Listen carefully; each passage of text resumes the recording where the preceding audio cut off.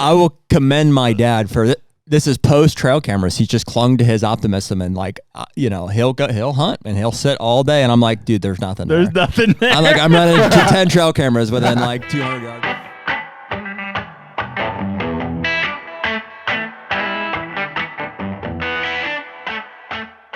HUNTR Podcast is brought to you by Deer Grow. Man, we've been using Deer Grow products for a long time. The Plot Start and Plot Boost, more recently Plot Till. Now we've got 3 new liquid fertilizers that have been put in the mix that will cover everything we could want for a food plot program. It's huge, man. The more food plotting we do, it's like, man, the liquids just make sense. Like whether it's herbicides or the Plot Start and Plot Boost, and now the fertilizers getting mixed in. It's like, man, I can combine all of those in certain cases and do less passes for more results. I mean, it's all about efficiency. I mean, like you said, less passes. If you're out there treating your beans with glyphosate in the summertime, you can mix in this fertilizer, do that all at once. You have the boost in there to help some metabolism.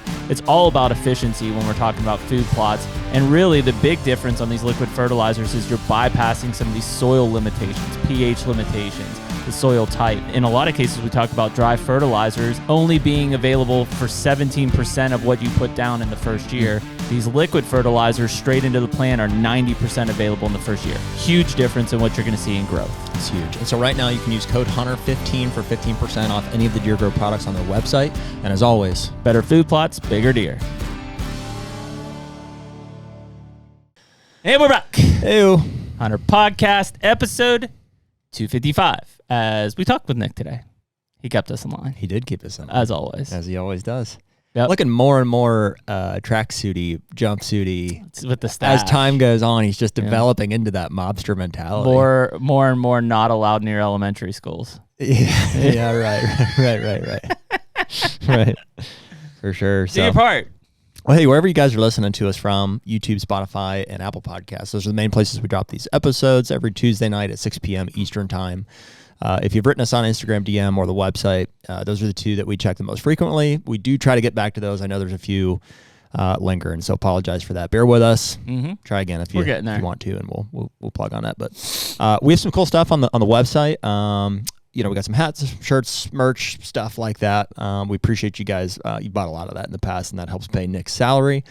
And we have some new stuff coming later this summer for that too. So, but other than that, here we go. It is May 29th as we record this. We're in June at this point.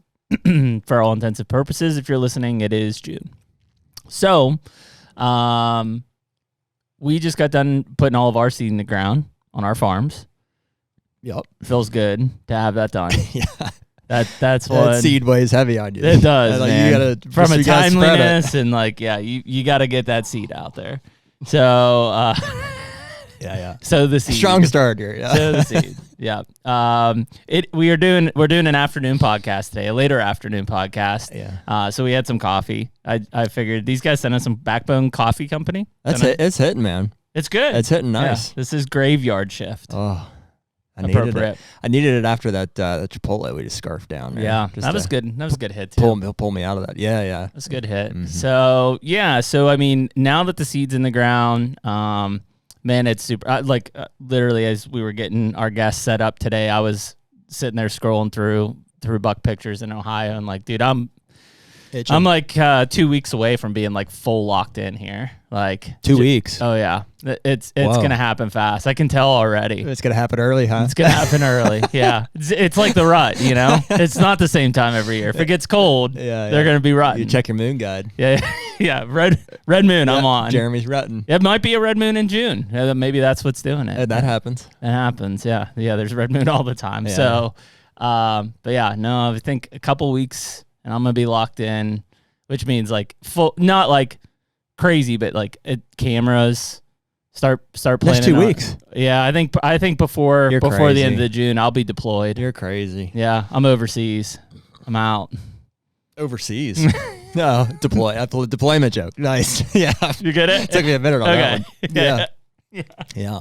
I'll be shortly behind you. I mean, I think I like to get an initial, like a few, like send a scouting mission out. I'll throw like 3 to 5 cameras out. I mean, we have cameras in Illinois and stuff, but on the home farms, and I'm just kind of like, yeah. What's the rush?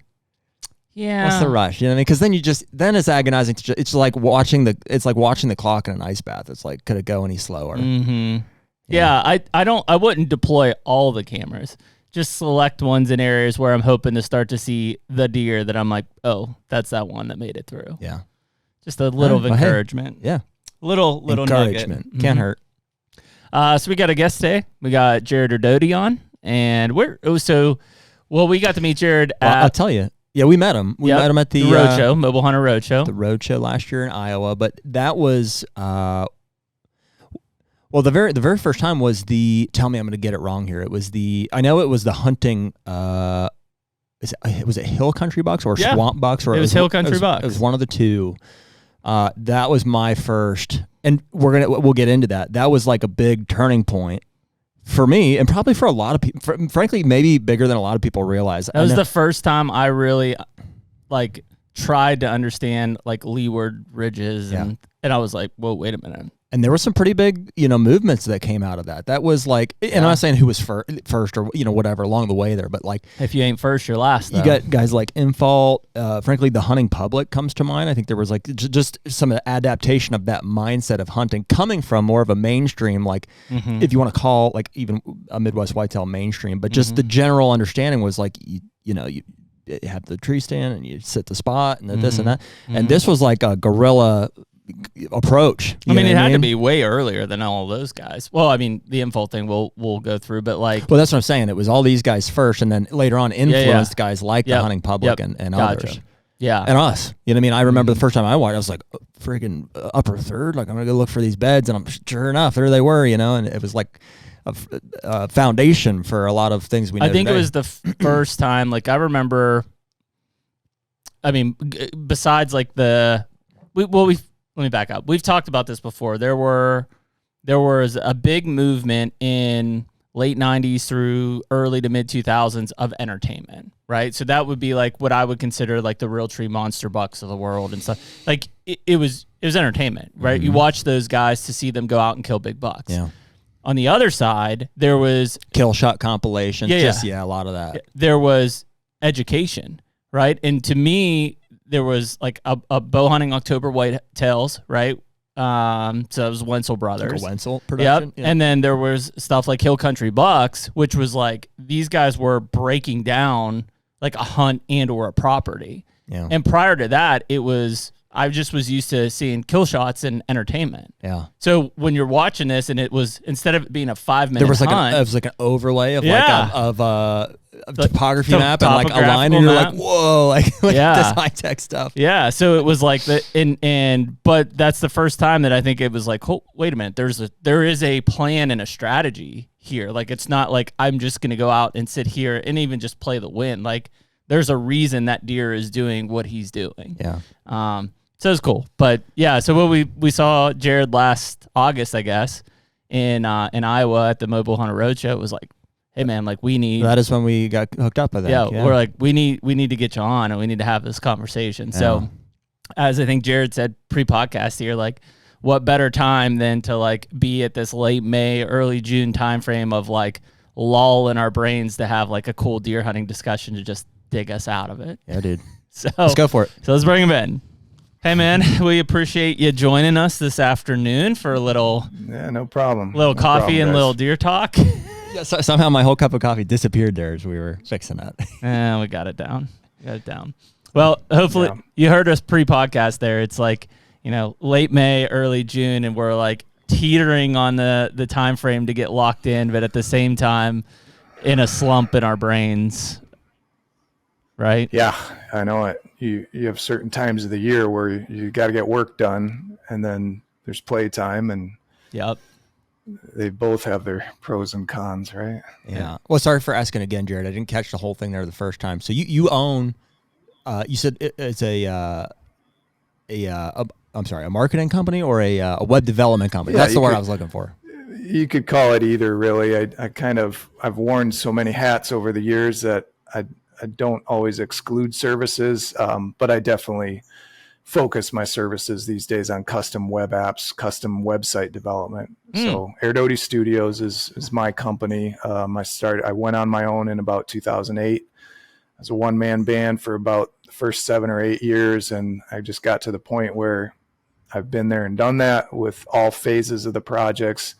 and I could see the potential, and you realize you can just get so much more done with a team, right? Oh yeah.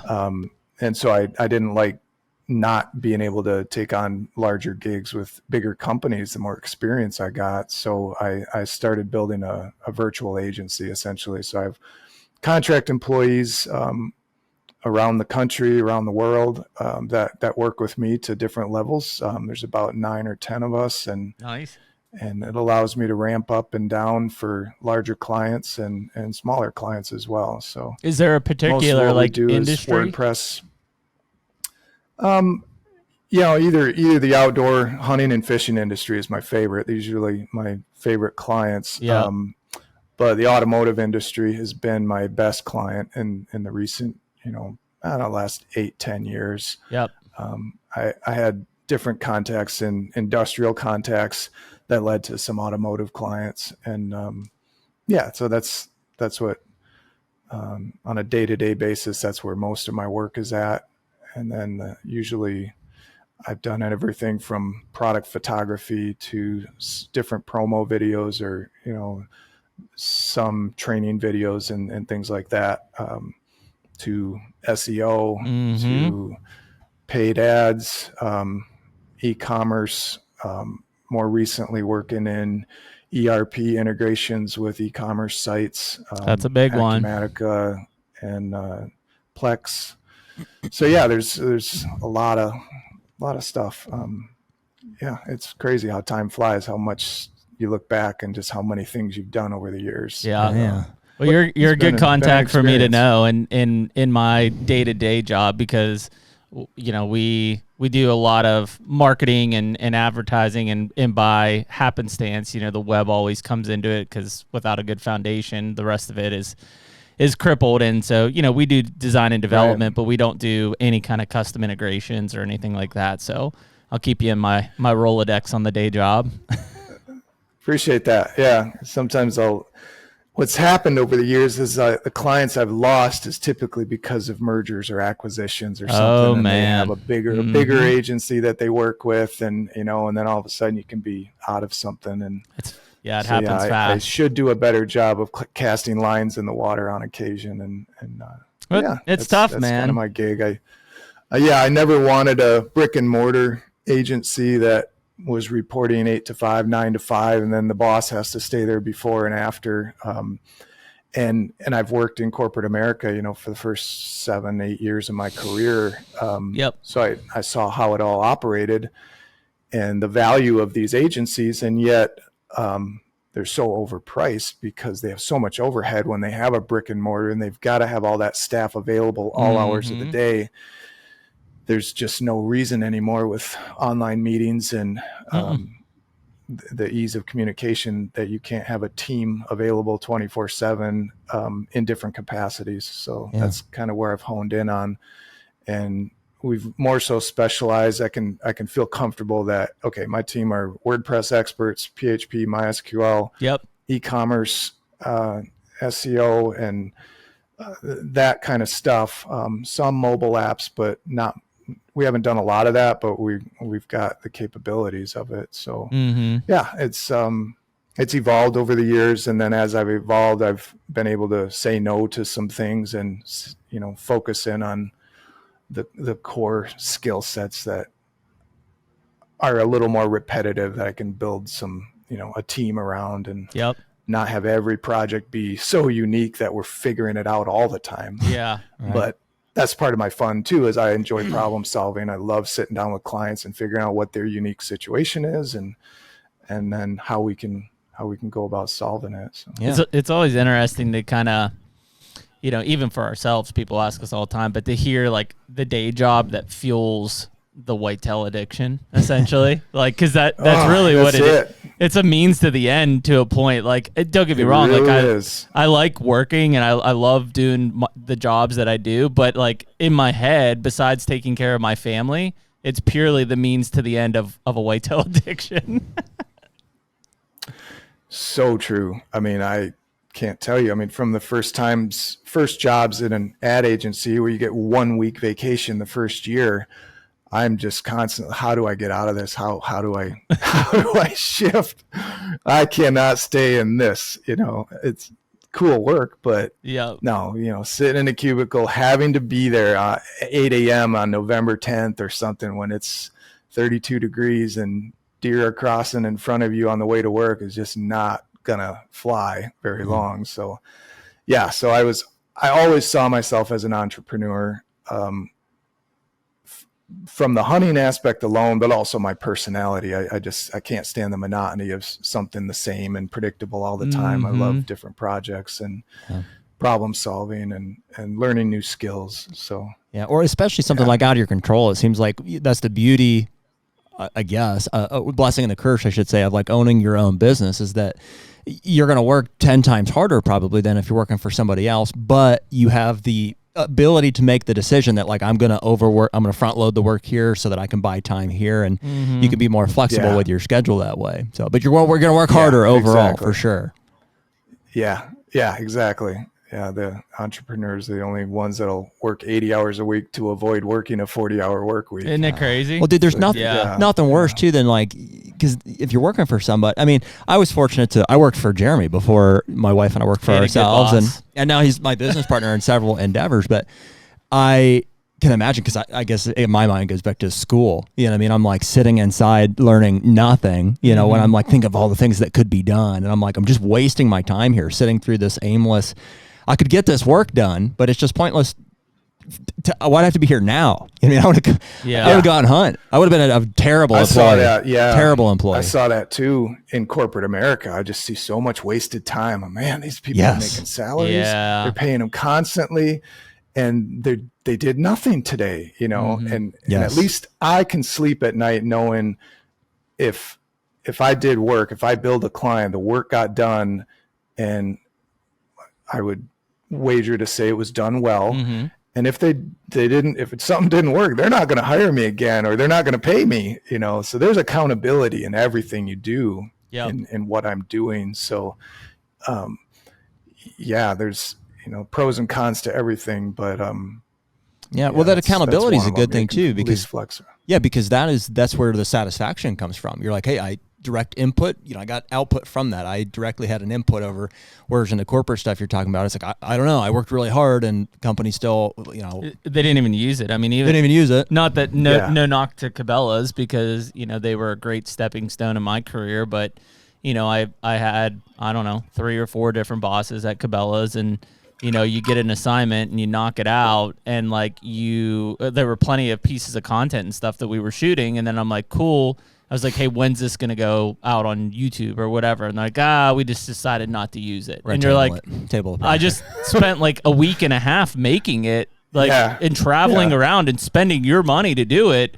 And you're like, no, we're not going to do it. And it's like, that doesn't make any sense. Yeah. Yeah. Total different mindset. If you're the business owner and you're spending money on it, you think that through, but then, they get to a certain level, these corporations, and the people making those decisions aren't necessarily affected by their bosses, so they just spend it kind of willy-nilly sometimes. Well, dude, set us straight on, if we messed up the intro at all there, but like from our first exposure to you, and I'm sure there was more before that than we ever encountered with the Hill Country box and stuff. So, I mean, feel free to correct us there, set the stage a little bit. Yeah, I mean, the timeline was mostly correct. I mean, you're right, late 90s or even early mid 90s. I remember Dan Fitzgerald and the original Noel Feather videos, and just picking out those VHS tapes in the small hunting section of a little video store locally. And whether it was, at the time, it was probably a couple times a summer, Dad would bring us in and we'd look for a hunting video to rent and see what might be out. How funny is that? I remember that vividly, man. Yeah, and the old Be Kind Rewind days. Yeah. Then you get to the late 90s and there's more television, and I didn't have cable or anything till junior high, so I started seeing some of the Monster Bucks stuff around high school, mid or early 90s. And then as I'm becoming an adult and, finishing college in late 90s, I was in grad school. I finished grad school in 99. hunting on my own. I lived in southern Michigan for college, so I was all hunting on my own by then, trying to figure things out and what's my resource for information. And it was kind of tough to come by beyond the typical Field and Stream article of hunt on the edge of a field downwind of a runway that goes into the field type of thing. And yet, my stepbrother started Rapid River Knife Works. Originally was Wolverine Knife Works in the UP back in 2002. And he was starting to work trade shows in the Midwest to get that name out there. And me doing web stuff and graphics and stuff. I did his logo and website and packaging design and all that stuff to get him going. And I helped him out at trade shows. And that's where I first met Infault and Andre at the trade shows. And I was looking for places to hunt, and trying to figure out, I'm on my own as an adult now. I was killing some decent deer in Michigan, but I got 1 or 2 weeks vacation now. What am I going to do with it? So I'm looking for somewhere to go in the fall. And when I met those guys, and obviously they were Andre especially just on a different level of their success in their areas. Jarrod, at that time, were those guys well known? Were they were they writing articles, or where was that notoriety coming from? Andre was, yeah, absolutely. Okay. He was really well known. Infault, not so much. I mean, he was just guiding some guys locally in Southeast Wisconsin. That's where I'd originally met him. I responded to one of his posts online about him guiding guys in the swamps. And we originally started talking with the mindset I was going to do some hunting with him over in southern Wisconsin. That led to me meeting Lee, because Lee and Dan were partnered up at the time doing Blood Brothers Outfitters. And Lee would guide some other guy, they had we're talking 3-4 guys a year or something. They'd guide a few guys. Who is Lee? In western Wisconsin. Lee Gatsky. Yep. He was my other partner involved with Blood Brothers Outdoors. Okay. So originally. You'd know him to see him in the videos. Then Next Buck. Gotcha. Yeah, Buck. Lee's like another dad to me. He were great friends to this day. Okay. Just an awesome person. And so I met Lee. Lee was guiding. He had some land over in Buffalo County at the time, and he would guide a couple guys on there to help pay his taxes and that kind of stuff. Interesting. Dan would guide some guys in southern Wisconsin. So as we got to know each other, and this is happening over the course of a year, more than a year, we get to know each other and what each other does. And me having a video photography, web and design and stuff background, and I've carried a camera with me for years. You're like a Swiss Army knife at that time of in this discussion. Yeah, that was kind of me, the jack of all trades. I can do that, or I can do that, and Infault always wanted to be this rock star hunter, right? And he wanted to make videos, and I wasn't opposed to it either. I love the idea of making some hunting videos, but I didn't want to be. I was never a big fan of being in front of the camera. I wanted to. I would love the idea of being involved in the hunting industry. My mind might be a little. It's definitely a little different these days. Yeah. But who doesn't? I was in my late 20s at that time. Yep. And who doesn't want to make their living in the hunting industry, right? That's what you think sounds about. Sounds like the dream, right? The deer hunter dream. Sounds like the dream. Yeah. Yeah. So I knew it wasn't, if I was going to do something, it wasn't going to be just another entertainment hunting video, watch what we kill. And These are our sponsors and that kind of crap. My idea was this niche of terrain focused tactical videos. Okay, let's explain how this is done. Yep. Okay, I hunted long enough in Michigan by then to be figuring out it wasn't just go to the same spot all the time and just do the same thing and expect different results. There was a method to this, which you kind of heard our opening there, Jarrod. Like it seemed like at that time there were the entertainment side, which, again, no offense to them, but it was like the Real Tree Monster Bucks, 5 minutes, deer comes in, peak climax, they kill it, and then that's it, right? You didn't really learn anything. Thank the sponsors. Yeah, and away you go. And and we all loved it, right? Yeah. I mean, Bill Jordan, Michael Waddell to this day, and David Bland, they're some of my heroes. They're just awesome dudes. Yep. Grew up watching that stuff.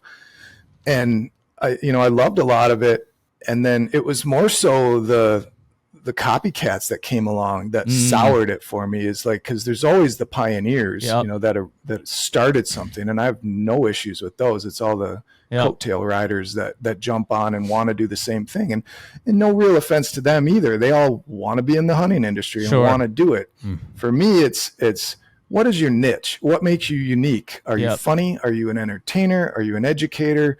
Are you just crazy? What is it that sets you apart that makes me want to watch you? And for me, I was like, well, I think there's a real need in the industry for hardcore educational information and videos. It was DVDs, and it wasn't VHS, thankfully, but DVDs at the time was the format. So my relationship with those guys evolved into let's morph this Blood Brothers Outfitters you guys are doing, and we'll be Blood Brothers Outdoors, and we'll focus on making these educational videos, and then I'll be on board as a partner, and this is the direction we'll take it, with the idea that our first video, we focused on Dan in the marsh hunting marsh bucks. And then our next video, because over these years, this is several years now, and this is taking place. We first start talking about this in 2002. Hunting marsh bucks didn't come out till 2007. Oh, wow. Finished that and released it. There was 5 years there, right? And so there's 5 years of us evolving strategies and frankly, just waiting for some kills on film too, because that's a whole other story. But isn't that funny? Just you have to get some of the proofs in the pudding, right? You got to get some stuff on film to get to make your point, to teach people and show that this is working, right? There's several years where that evolved, and we got the content and put it together, and then the idea, like, as I got to know Lee, and Lee and I became really good friends, I started hunting up in western Wisconsin. For several years, I never hunted on Lee's farm. I found my own lease. It was a mixture of some permission, and then I found a couple leases over the years up there. And they were, one was nearby Lee, and another one was more like 45 minutes away. But I'd stay with him, and we became good friends over the years up there. And I really learned hunting the hill country up there from Lee and from my own experiences over those 6-7 years of hunting up there. And it doesn't take long. If you're a person that is analytical like me, and you're sitting on a ridge or whatever, and you're constantly observing, and you're asking yourself why to everything you see, it doesn't take long to figure out what's going on and what these patterns are. And then you combine it with guys like Andre and Lee that have just year after year, they have all this knowledge of hunting places like this, that put the Hill Country Bucks video into play. And so my premise became these terrain focused tactical videos. First one's on the marshes in southern Wisconsin, where we focused on Dan and the success he's had down there. Then Lee in the hill country. Yep. And then, the partnership fell apart. Let's just say that. And wasn't there a Big Woods one too, Jarrod? Brewing. No, we didn't release a Big Woods one. I released a farm country bucks. Farm country bucks. That's right. That's what I was thinking. Yeah. So farm country bucks came out third. And Big Woods bucks and small parcel bucks are basically still sitting there on the cutting room floor. Oh, wow. Never released them. Really wanted to, but you're also talking 07, like I say, first release. My son Jacob was 1 year old. Okay. Yep. In 07, my daughter Jaden was born. and now I'm in my 30s and I'm having kids, and I'm realizing that there's a fork in the road coming up. Mm-hmm. Which one am I going to take? Am I going to be gone all the time hunting, making every effort to become this something in the hunting industry and become what the hunting public became, or some of these other groups that have popped up after us, or am I going to be there for my kids and my wife and my career, and because that was evolving too. Like I mentioned, Erdody Studios, I launched full time in 2008 because 2007 I quit my job at corporate America. I worked at a great place. Nothing against them. It was just the same client all the time. It gets a little repetitive, and I always knew I was going to be an entrepreneur. I originally started an e-learning business with a former colleague of mine at that company. And so we did that for a year and a half, and that partnership wasn't working either. So that's when I needed to be on my own doing Erdody Studios. And that was one of those forks in the road as well. It's like, okay, I got to focus on this or the hunting stuff. And yeah, it's like any of you guys know in business, I mean, partnerships are hard, and starting a business is hard. Yeah. And so I was juggling all of that and having kids, and like, I have less and less time. I mean, I got all these demands of releasing more videos, and I was doing all of it. I was doing the editing, the sales calls, the dealer calls, the sponsor calls, designing flyers, booking trade shows. Dan and Lee would work the shows with me, and we would all scout and film our hunting. But beyond that, they were on the forum answering questions, but I handled everything else, and I was out of time. I had no time, and then let alone, okay, here, you got another few hundred hours to throw another video together to edit. I just didn't have time, and so that created a lot of tension, and it was hard. It's the hardest part about a partnership. I mean, you've got to have balanced investment, not just monetarily, but resource and time. Like, and so, when you have somebody like in this case, it sounds like, no offense to Dan or Lee, but you were doing a lion's share of the daily grind, and they weren't of the business side of it, where we just had different skill sets, and you need an editor. Okay. Yeah, I do that. You need a photographer. Yeah. You got a designer, all of that stuff that involved this business, aside from hunting. You can find hunters, but you need all that other stuff. Yeah. And so, that came to a head, and it was not good. And so, we broke apart. Lee and I have stayed together, and we kept it as Next Buck Outdoors all these years. Frankly, it's just kind of on the back burner now. I use Next Buck more as a marketing arm of Erdody Studios, because I test different web apps that I build.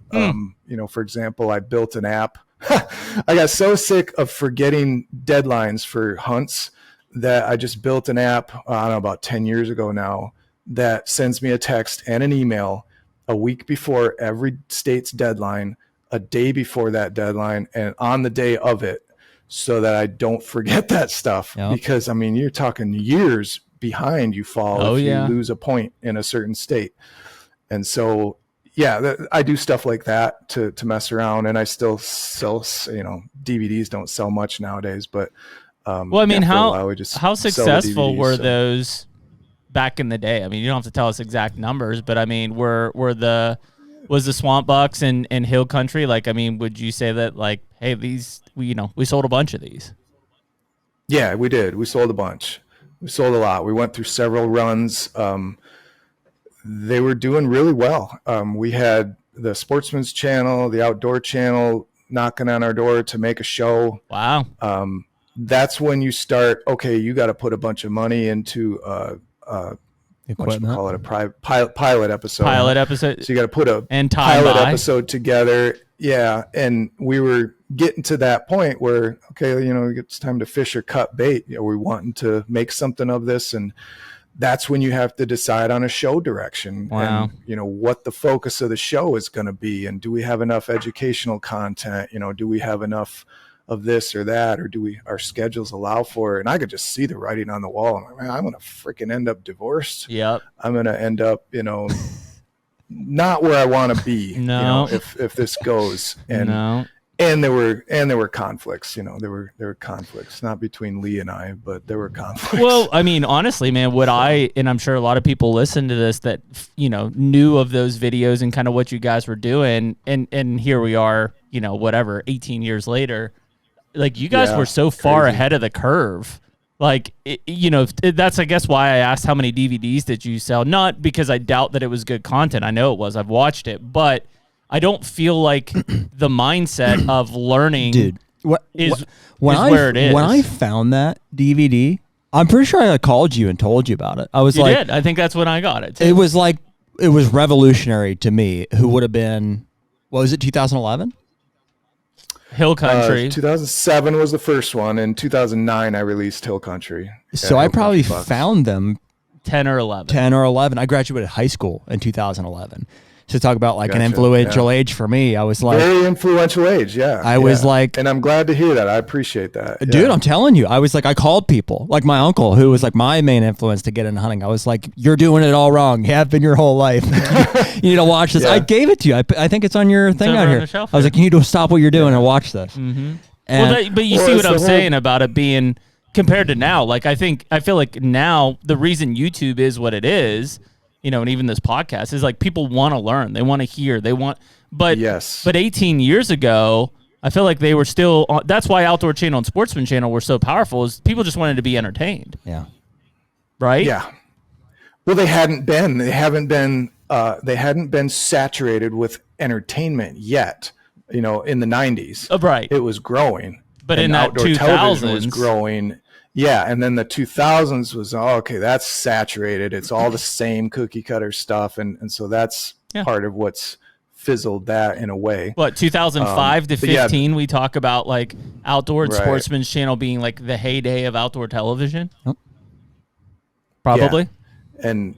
Yeah. And even then there wasn't hardcore educational stuff on the television. Yeah. None. I mean, there's fishing shows. Yeah. The Next Buck, we got the idea. I personally asked Gary Parsons for, hey, you mind if I use Next Buck? Because he had the Next Bite. And we met with Gary about television shows because he was producing the Next Bite. That's funny. And he gave us great advice. He gave us great advice that made me think long and hard about whether we wanted to get involved in it. And, you know, you always wonder about the road not taken. Yeah.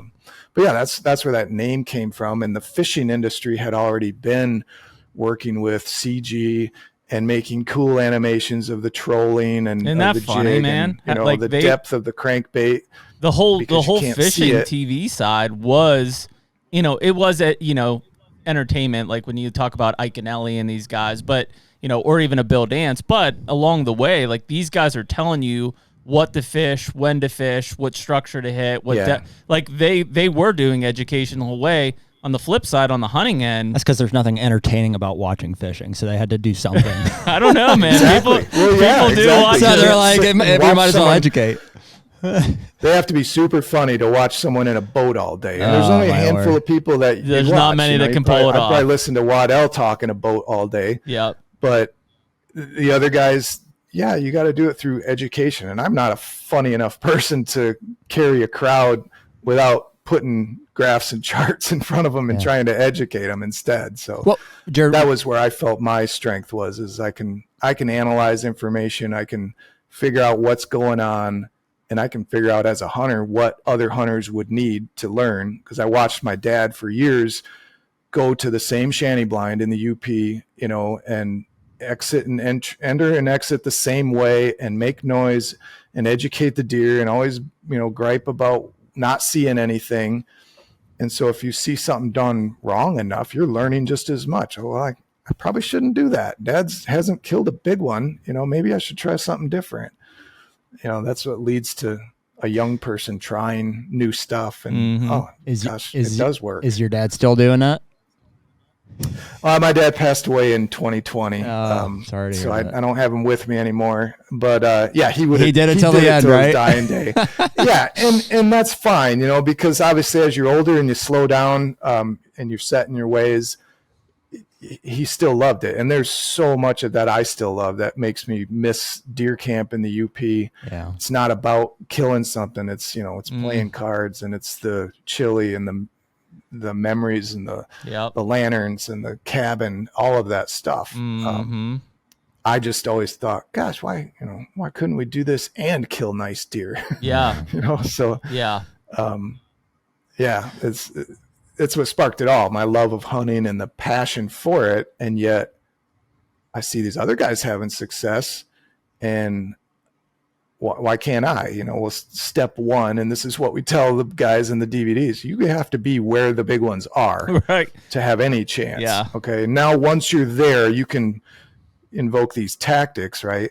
It's But if they're not there, just go have fun. Yeah. That's don't worry probably about it. even And more my- true today, right? Like, I mean, That's when we probably talk- where we got it from. We always say, like, can't kill them if they're not there. I probably got it from that DVD years that's ago. it. I mean, it seems like, Maybe, yeah. 90% of the effort is you got to find one. Once you find them, like, there's still an art to killing them, but like, Yeah. they're just, they're hard to find. Yeah. Well, finding them is not what it used to be either. It's so much easier now, but you didn't used to be able to throw out a cell cam and just Right. watch on your phone, wait for something to light up. Yep. So there are other tactics to doing it. And I think that's what makes you a better woodsman, right? The HUNTR Podcast is brought to you by Hoyt. Should be no surprise to anyone listening to this that back with Hoyt another season. I'm actually going to be shooting the AX2 aluminum this year. You traitor. But you're still going RX9. Yeah, blacked carbon, out as always. Blacked out. Yeah. Big surprise for 80 everyone. pounds. Big surprise. Yeah. But seriously, man, I mean, it shouldn't be a surprise to anyone. Every year, it seems like we get a new Hoyt bow in our hands, and they're always a step above the last and just a step above everybody else. Yeah, they're so consistent, man. Just their processes get better, every year. And we've really been excited about, as we've grown with Hoyt, we've brought some others in with us. We just feel like the Hoyt family is growing, like the community, and we're really excited about the people that are involved, excited to be a part of that company. And it's really awesome. So for anyone that's excited about Hoyt like Jarrod and I are, you can use the code HUNTR, HUNTR, on Hoyt.com. Get serious, get Hoyt. Jarrod, what was the overlap of trail cameras with your guys' productions? Like, was that happening around the same time? Were you using trail cameras with your... We started towards the middle part of that time period. So I'm trying to think, because I remember the days in like 03, 04. I remember downloading how to make a trail camera instructions, off the internet. Some guy was hacking and making his own trail camera, and it was a film camera. The homebrews right? is what they were Because called. the first trail cameras were film, and yet even those were $200 plus or something. Oh, wow. So yeah, you first start with those where you get one or two, and man, you're doing well. You're loaded if you've got a couple trail cameras. Absolutely, man. Take a roll of film, and then a bird sits in front of it and uses up all your pictures and stuff. Yeah, 23 pictures of raccoons on a 24 on a 20 roll roll film. Damn it. Yeah.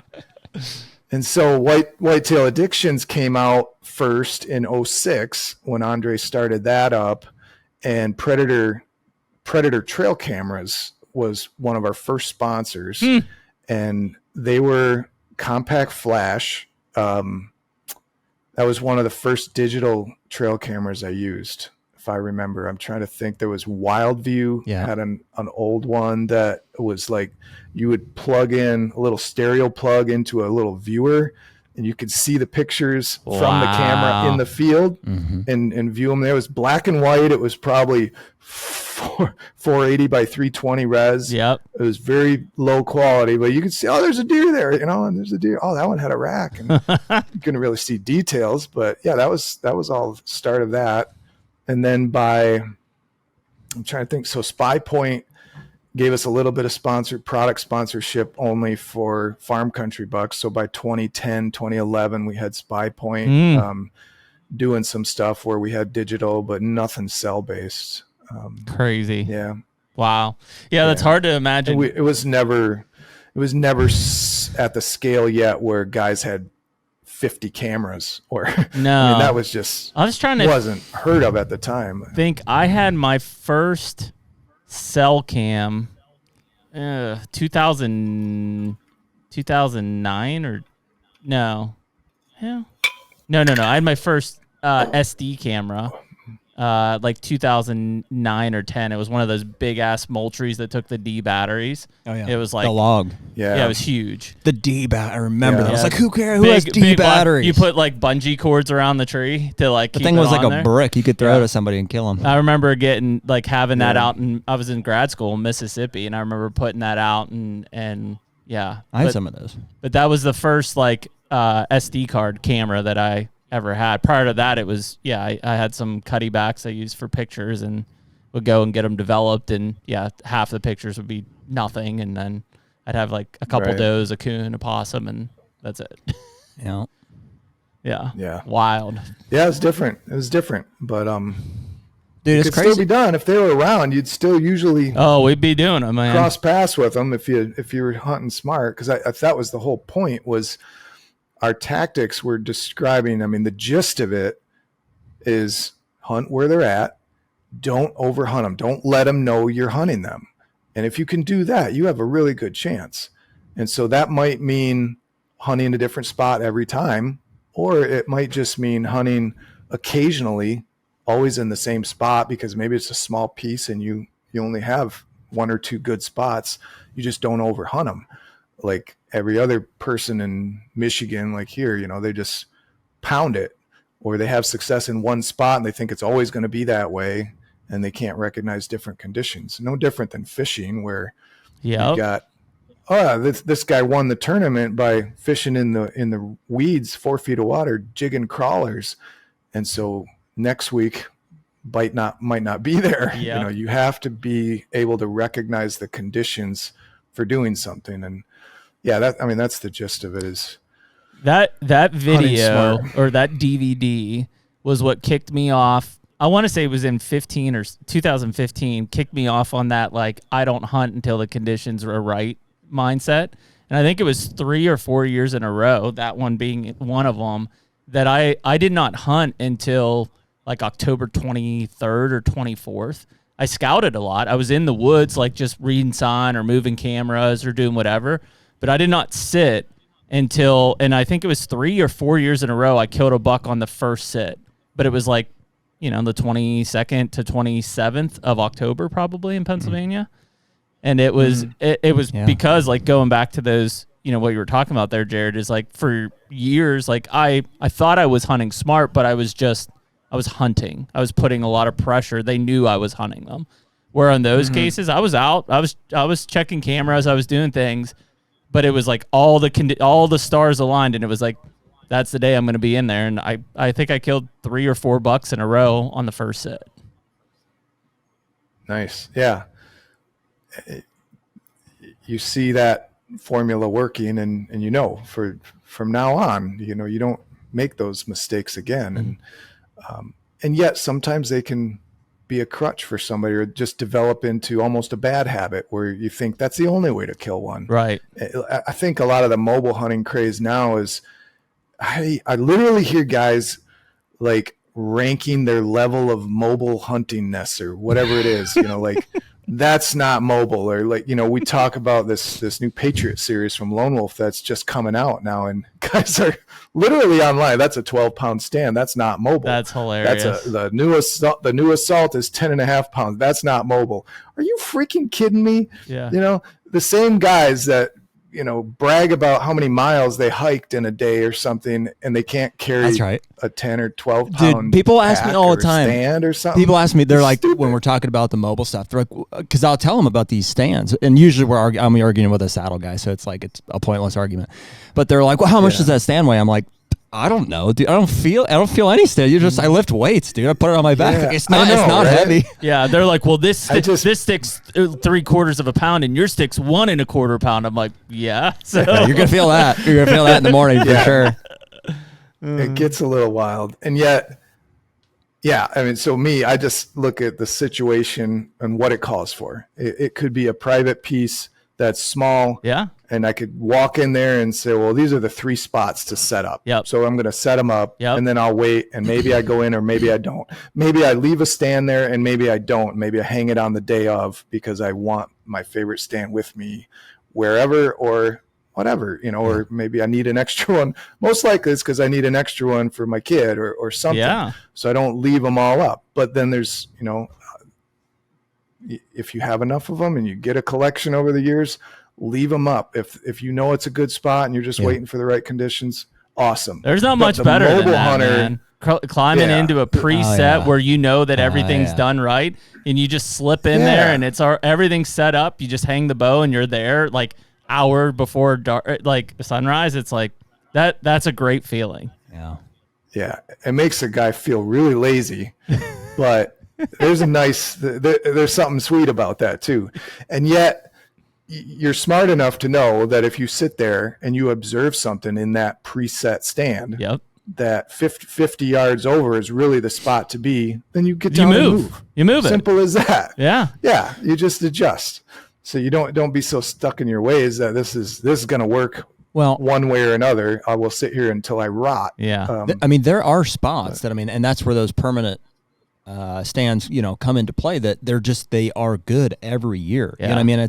It's going to be a rut stand. It's going to be some topographical feature that pushes them through an area a certain way. Yep. And it's like, dude, I'm telling you, like that Cove stand, dude, and maybe, but that's one of them. It's like you could put a stand there and hunt that every year and kill a deer between November 5th and November 15th. Like they're just coming through there. So what's the point, and why would I just go and have to hang my stand every time? It's like, let's save that because they're expensive. You know what I mean? It's like, exactly $850 to $1,200 for a really good run and gun set, and you can only have so many. And I'm sure it's this. So many of those. Yeah, I'm sure it's the same in Pennsylvania, but in Michigan, there's a lot of public land, certainly up north of me, but immediately around me, it's all private. Yeah, there's some public 30 minutes north of me, but most of it's all private. So if you're blessed to have some permission or a lease or something, and you're not presetting stuff, you're probably shooting yourself in the foot, because they're very sensitive in most cases. If you have a big deer around, it's going to be very sensitive, and you're at the mobile thing is so funny in that, like, again, going back to the weight thing, and we talk about it always being the bulk, like the size and the bulk of it, being a factor in some cases. But I mean, compared to, okay, yes. But I, when I was in high school and stuff, I was running gunning with a 32-pound climber on my back. Dude, we'd have like that was mobile hunting. The assemble the ladder stand that they all clamp together. We'd undo them all and like throw all 5 over our shoulder there and have like the giant over your other shoulder. I thought I was the most mobile hunter out in Pennsylvania with a 32-pound climber. Ding. Yeah, and I'm going up and it's going. Yeah. But that to me, I was like, man, I am in the spot now, right? Nobody else has been in this thing. And that was the point. That was the whole point. Yeah. So whether it's 12 pounds, whether it's 5 pounds, the premise is move if you need to. Move if you need to. And if you don't need to, don't. Yeah. And if you want to, or if you want to hang it when you go, that's great, because it is nice. If you have a reason that I can only afford 2 stands, then you can't leave them up.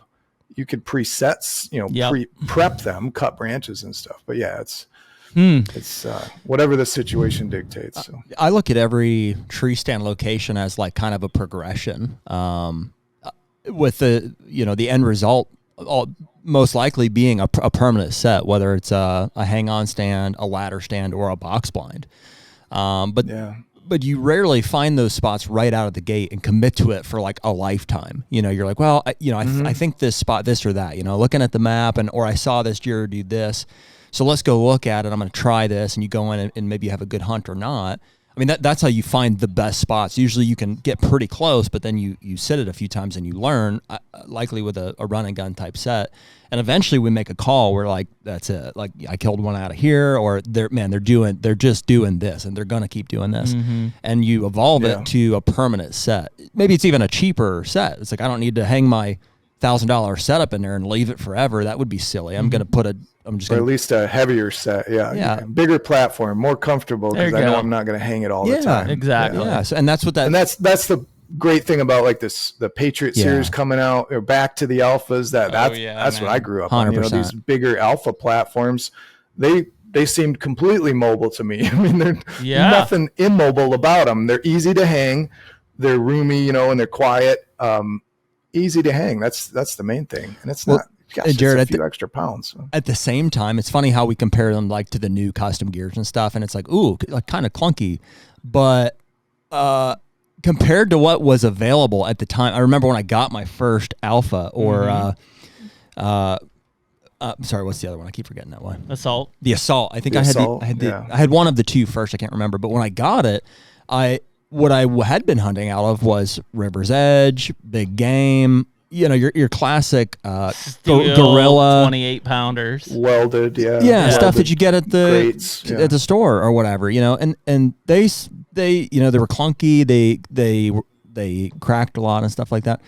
And my biggest beef was always, like I was joking earlier about carrying the stick over your shoulder and stuff. I'm like, how can we not find a better way to stack these sticks together or integrate them, like with our, and that first, you know, the Alpha and the Assault packs, like they had stacked the initial, you know, thought process around, okay, how these are going to stack. I thought it was pretty decent at the time. I was like, look how they stack like this, and you can throw the strap over it. Compared to now, it's like that was not the way to do it, but it was, you know, it was part of the process. The new ones, though, I mean, even the Patriot series has this, which, you know, I think even we didn't know right away on the custom stuff, was that the J hook packing for those sticks off the charts. Well, and like as soon as we did it, I was like, How have we been missing this our entire lives? I literally ran that custom gear for a year, Jarrod, before I saw it was Cody or Jacob doing it. Jacob was doing it. We had the J hook, and I'm like, what's that for? Yeah. And he's like, what do you mean? I guess it's for, you know, attachment to the stand. I was like, holy cow. I was like, maybe I have to give that a try. And I'm like, it's like the core principle of the stand. Principle. Yeah. Yeah, it's funny how that works. I mean, we're sometimes in such a hurry to just get out and use it. You do just enough to get to know it and go, you know, and then you just don't tend to look back. Oh, that worked. And so if it ain't broke, you don't try to fix it until someone shows you, well, it's not broke, but this is better. Well, I look at the mobile side of things, and this was true growing up. I mean, we were all probably restricted in kind of how we did it, especially when we were younger. You know, once we got into our early adult, we had more time. But, you know, it was like growing up, I mean, we hunted on Friday night if we didn't have a football game. We hunted Saturday morning and Saturday evening. And in Pennsylvania, we couldn't hunt Sunday. So that was it. Like, it didn't matter. It could have been monsooning. We hunted. It could have been 85 degrees. We hunted. Like, you know, now kind of going back to like your, like, hey, I want to work for myself and figure out time. It's like, flexibility kills deer. I mean, that's what does it. You remember I can remember the first few weekdays that I hunted.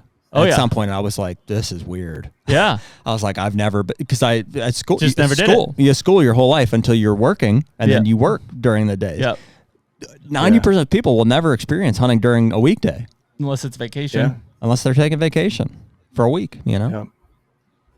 Yeah, it's that flexibility, right? And the more experience you have, the quicker you become at knowing the conditions to wait for, and the more patient you become in being able to wait for it and not burning your spot out too soon.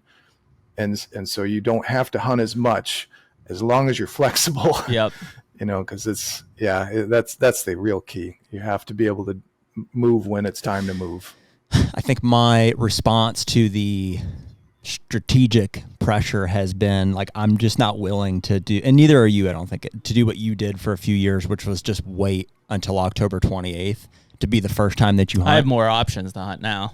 Well, that's what at that time I had one state and one tag. Now, not so much. Well, that's what I'm saying is, and I was like, I wasn't going to do that. I'm not going to not hunt until October. I'm like, I understand that probably is it was super successful. The most effective hard way to do it, but I was like, I'm going to hunt. I want to experience the full season. So we've gone out and just found, you know, try to multiply our opportunities by 10. It seems like to try to have, and then to hunt those conservatively. There's spots that you know have bulletproof access type thing that you can at least sit and observe, and we can bounce around and hunt those types of spots. Knowing that that's a far cry that we're going to get a shot at something, but we're going to learn and we're going to be in the woods, be experiencing the season, until it's time to strike. Yeah, agree. A lot easier to be patient when you have other options. HUNTR Podcast is brought to you by Pure Wildlife Blends. Man, what a critical component just to everything that we talk about, especially during these off-season months. We're looking at and developing these different farms and trying to improve them from year to year. And whether that's food plots or different switch screenings or bedding areas, they all require a dedicated and thoughtful seed blend. Yeah, so obviously Pure Wildlife Blends being Jeff and Jen Sturgis, we've built a great relationship with those guys. And really what we're seeing is a true testament to them picking the best varieties for these mixes. In fact, we're leaning on clover a lot more. The perennial plot power that those guys do was one of the best clover plots I've ever seen. From December to March, we had more deer in a single clover plot than I've ever seen. A lot of these sheds coming from that plot or right around it. Again, just a true testament to what these guys are creating at Pure Wildlife Blends. No doubt. And so if you guys are looking for just a workhorse seed that the deer will really use the way that you want them to use it, you can use promo code HUNTR, HUNTR, for a discount on the Pure Wildlife Blends website. Well, Jarrod, I'd be interested to hear your thoughts. We kind of talk about the woodsmanship side of things, and especially kind of the unfortunately, the fading of it. If you look at those series of DVDs that you guys were producing, I mean, you were educating people, but it was via woodsmanship, right? A lot of the things you're talking about there are things that you guys learned to field. And although, it's great to have technology, in our lives, if we look at today, probably even with your own kids at their age, like, my kids have not experienced a deer season where cell cameras didn't exist, right? And so, I try to get them into the woods to do woodsmanship things, but it's a far cry from when, the three of us had to basically be out there with feet on the ground, reading a scrape or a rub line, or just being out there observing to understand anything that was happening. Yeah, it's a lot different now. I think what helped me the most was, I don't remember if it was advice I got or just drawing on my past, but like raising my son, I think the best move is to not get him deer hunting right away. It's do something else, whether it's squirrel hunting or trapping or duck hunting. You get him in the outdoors, not by going on an all-day sit and barely seeing anything. That's like making a little T-baller stand in the outfield for an hour and a half for his one turn at bat and expecting him to love baseball. Yep. So the woodsmanship, I think, comes from just time in the woods. And you don't have to be hunting deer. You don't have to be scouting deer to develop the woodsmanship of just spending time in the woods and learning what's going on. It's walking with your kids and pointing out what kind of tree this is and what kind of nuts these are and what feeds on these nuts and what track this is. And it's all of that. That's, the woodsmanship component that, in this day and age, it's kind of absent because cell cameras and $40 trail cameras and busy schedules and everybody overloading their lives. I'm guilty of it too. I pack in as much as I can and I want to be efficient. But at least I have woodsmanship to draw on. But if it's simply an experience where you're, come go deer hunting with me. You're brand new to it. Yeah, come with me. All right. First thing we're going to do, we're going to walk this edge and put up 15 trail cameras. Wasn't that awesome? And now we go back and we go out to eat and let's wait for our cameras to see what comes in. That's just not the experience I want or want to give somebody if I want them to enjoy the woods and the outdoors like I did as a kid. It's just all the other things beyond what a deer, brings, besides the meat and the antlers. So you do it by, like duck hunting. You don't have to watch the wind. You can go in the rain or the sun. they can move around as much as they want to until the bird's coming, and then you just hold still, that 10 seconds while they're coming in or something. Yeah. And kids love that. And so I think that's a big help for someone, whether they're a kid or not. Just get them exposed to the outdoors by bringing them in the woods. I think you're absolutely right, Jarrod. I mean, and it's funny that you mentioned that. I mean, that was a big part of mine. Like, my dad took me duck and goose hunting a lot. I can remember, I don't know why. I have to ask him, because he doesn't really duck hunt. Yeah. He doesn't duck hunt at all anymore at all. Mm-hmm. I don't know if it was just because there were lakes there on the farm, or might have been my ex uncle, whatever you call that. He was like kind of a wing shooter. I think he went, and so he took me with him when I was a kid, and it was great. I mean, that was a big part of my exposure. I have zero interest to duck hunt anymore. Like, as big a part of that was as me getting introduced, I was like that. At some point, that dissolved completely, and I was like, only deer. Mm-hmm. Yeah, and for some people, it may change over the years. Some seem to keep an addiction to whitetails, and there's never enough. And then some do it. Maybe it's 5 years, maybe it's 10 years, and then they're just kind of ready to move on to other stuff. I think it's just everybody's different, and their circumstances are different. I think losing access to good hunting certainly has an influence, because if you can't do it, you just have to find something else to do. Just like, I don't know. I mean, I've always loved golfing, but in 22, I tore my shoulder, and I couldn't golf for over a year. And so you find something else to do, right? And you just kind of move on from golf. It kind of sucks for a little bit, but then after a while, you're just like, well, I don't golf anymore for now. Yeah. And you find something else to do. And if guys if they don't have a mentor, or if they don't have access to hunting or an experience that they're going to enjoy, they're not going to do it. No doubt. They're just not. And for me, growing up in northern Michigan, beyond deer hunting, it certainly wasn't the size of the bucks that got me enthused about hunting. It was the squirrel hunts and the rabbit hunts. And my dad talked about how great pheasant hunting used to be in Michigan, and I never got to experience that. But I went a couple times, in my college years, and I love it. I thought, man, that would just be awesome if we had more pheasants around. But it wasn't the quality of the bucks. It was partridge and walleye fishing and all of that stuff.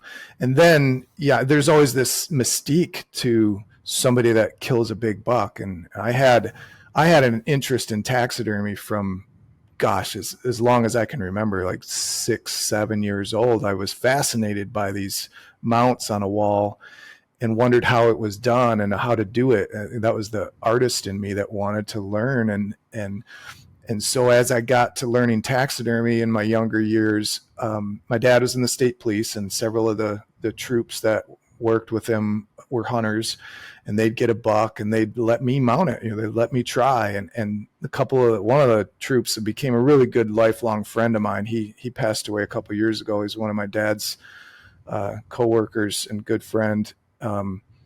He killed big bucks every year. And I mean, he was killing them in Canada, usually Canada. It was better back then, and Kansas. And I'd see these giants he'd bring back, and I'd always ask him the stories, and I'm putting 2 and 2 together of like how he's getting these deer, and he's going somewhere where big bucks are, right? And because step one, right, keep that in your mind, right? And then so it was just cool. There was that mystique, and that made me, I wasn't around it. I wasn't around big bucks as a kid. Like a big one for us was 100-inch 8-point or something. That was a giant up in the UP.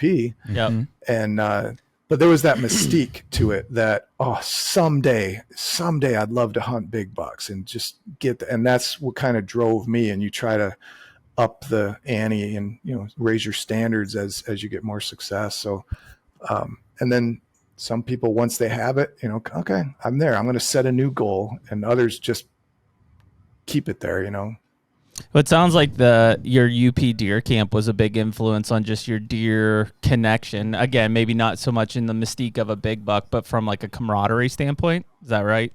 Yeah, absolutely. Yeah, those are some of my favorite memories in my life are times in deer camp and hunting with my dad and my grandpa. Only hunted a few times with my grandpa, but I remember we set up an army tent on the peninsula, out on the Stonington Peninsula back in high school.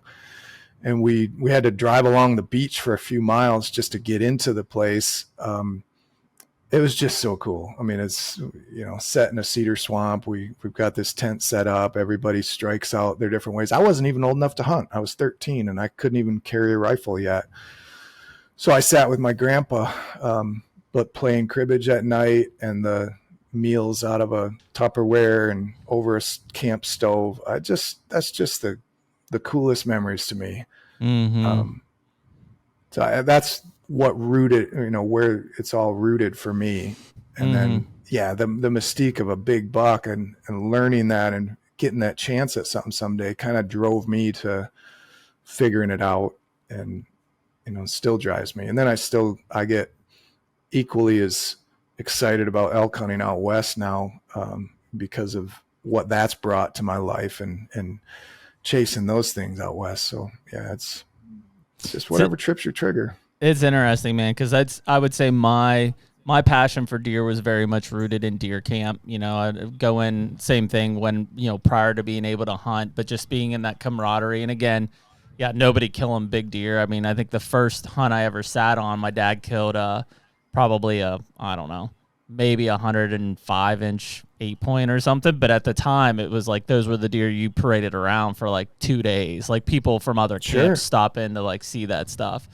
And I remember thinking like, not that it was easy, but it was like we were out, by 7:30, he shot this deer, and I'm like, this is how it goes. Meanwhile, that was like the second buck he had ever killed in his life. He killed a spike, like a 7-inch spike, and then like 15 years later kills this deer, And so I think that mystique really kind of started to draw you into the deer camp side. And I think probably because of that, I started spending more time in the woods. Like I wouldn't just go up to camp for deer. Like I would go for turkeys, or I'd go squirrel hunting, or I'd be up there fishing, or whatever it was.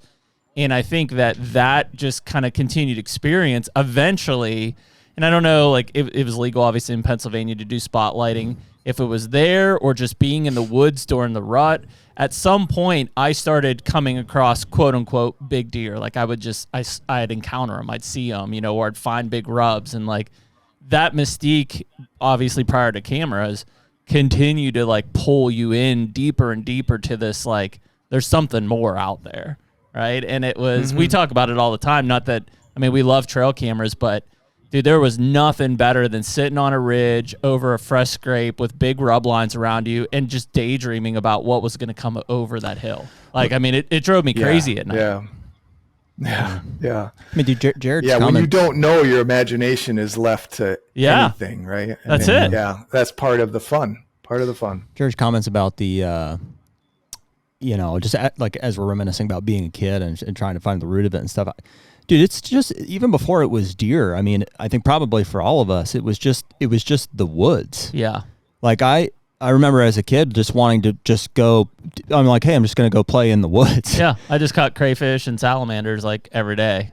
Like exactly. that's all I did. Yeah. I think I was building forts, something, and mine was forts. I was like, I just wanted to be out there, and I would collect logs and moss and stuff, and I would make waterproof. I would try to waterproof the roof and stuff. And then even once that was built, I was like, I just wanted to invite my friends over after school, and we'd just go sit in the fort in the woods and just be out there, Yeah. So I do think there's an inherent love of the woods itself, Yeah. I feel like today's generation is more likely, in this age of travel sports, they're more likely to have a parent that says, oh, I want to get my kids into woodsmanship. Okay. All right. Today we're going to go out, we're going to practice building blinds, and make a thing of it, like make it practice or something that they don't like, versus I don't know. I mean, the kids just need to go out and build forts. Like they need to be cut loose out there. Just go cut them loose, bloody your knee or climb a tree or something. Yep. Like, yeah. I mean, that's the. If you're not back by dark, we'll call it. We'll come find you. Yeah, that's the downfall of the technology side, man. I mean, again, there's been so many good things. I mean, I couldn't be as flexible with my day job if I didn't have it, right? So there's a huge win, but at the same time, it was like we didn't have that stuff growing up, and my mom was like, "You're not watching TV," so like you just were outside, and like that would be. I had a. Can you think of a faster way to destroy a generation than to give kids cell phones? Like think about us and like our entire childhood without it, and just like what our headspace was. It was like, I mean, I'll see you tomorrow at school. I had a creek in front of my house that was basically creek chubs and carp. That was it. And I fished that thing from the first day that school was out in the summer until I went back. Nice. Just catching 5 and 10 pound carp. Ripping chubs. It was so fun. Yeah, I'd go down with whatever the Del Monaco like can of corn. And then that's all I did. The classic like every corn day. Nice. And like I would walk that creek. My mom would be like, "Where is he?" And I'd be 2 miles down the creek fishing, at whatever, 12, 13 years old. Like I couldn't imagine my 13-year-old, right? He'd be lost. I'd be like, "Hey, where are you at?" He's like, "I don't know." I'm like, "I can still see you. You're like 50 yards from me." Yeah. that's where today's generation is. Like, you don't hear anybody that's 8, 9, 10, 12 years old that's just like constantly like, "Hey, I'm just outside doing stuff." My youngest maybe like he is outside. He's catching crayfish. He's playing in the pond. He's whatever he's doing in the woods, but. It's. Does Harlan have a cell phone yet? No. Does Carter? Yep. Yeah. Mm-hmm. But they both use the iPad. Yep. And like Nintendo Switches or whatever. Switch is big. Yeah. Which I mean, I guess I had a Game Boy when I was 14. Me too. Or whatever. Me too. Not a color one, of course. I had color. So. I don't see color. Yeah. We tried to keep them from till they were about 12, 13, and it's tough. And then they get into sports, and it's like the teams need to send them alerts or messages. Okay. Well, even their friends, right? Like you don't want to. Like I don't want them not to socialize. Like, dude, I'm from the day of like I think junior in high school. I got AOL Instant Messenger and dial up, and I'm waiting for like the girl to open the door on Instant Messenger so I could hurry up and like type her before she left. Like that's what I had, right? Now they're just like texting each other or whatever. Like it's a whole different Getting space snaps, at that point. Yeah. It's crazy, but I don't world. Seems like a minor, as it's happened over time. It seems like it's just kind of necessary. It's what we did, this and that. But to reflect back on how different it was from us compared to. I just can't imagine. I see like my nieces and nephews have cell phones and they're like 13 years old. I'm like. Yeah, it's your childhood is over. It's like that seems like when you hand them that, it's like their childhood is over. I mean, I know it wasn't healthy for everyone, but COVID was a fairly good reintroduction for a lot of people into the outdoors because everything else was shut down. Sure, you still had the technology aspect of things, but like you couldn't go and do things. So like, look at the amount of people that started biking again or hiking or, fishing or whatever it was. Like, yeah, they sure sold a lot more kayaks. They sold a shitload of stuff like that. Right. But now, we're back to reality. I would assume most of those did not stick because life is back to where it was. And so maybe for some of the people who were in that very influential age that they were, but the people who were like late into it, no, they went back to their normal life. That was post-COVID. Well, it's hard to, I don't know if it's just me or us or guys that love the outdoors, but it's like, it's a necessity. It's like I go to the farm as much to get things done as to like I need it. I feel like I physically need it. I need to go there, decompress. I know what it gives Absolutely. me. It's like from a spiritual, like just a refreshment standpoint. I'm like I know what it can do for me, and so I make a point of it more often than most people. Yeah, I'm sure get to or choose to or whatever. And I wonder sometimes. I'm like, do they get that refreshment somewhere else, or does it just never happen? Is that something that only the outdoors can give you? Kind of weird to think about. They probably get it somewhere. They probably get it somewhere else. I don't. Yeah.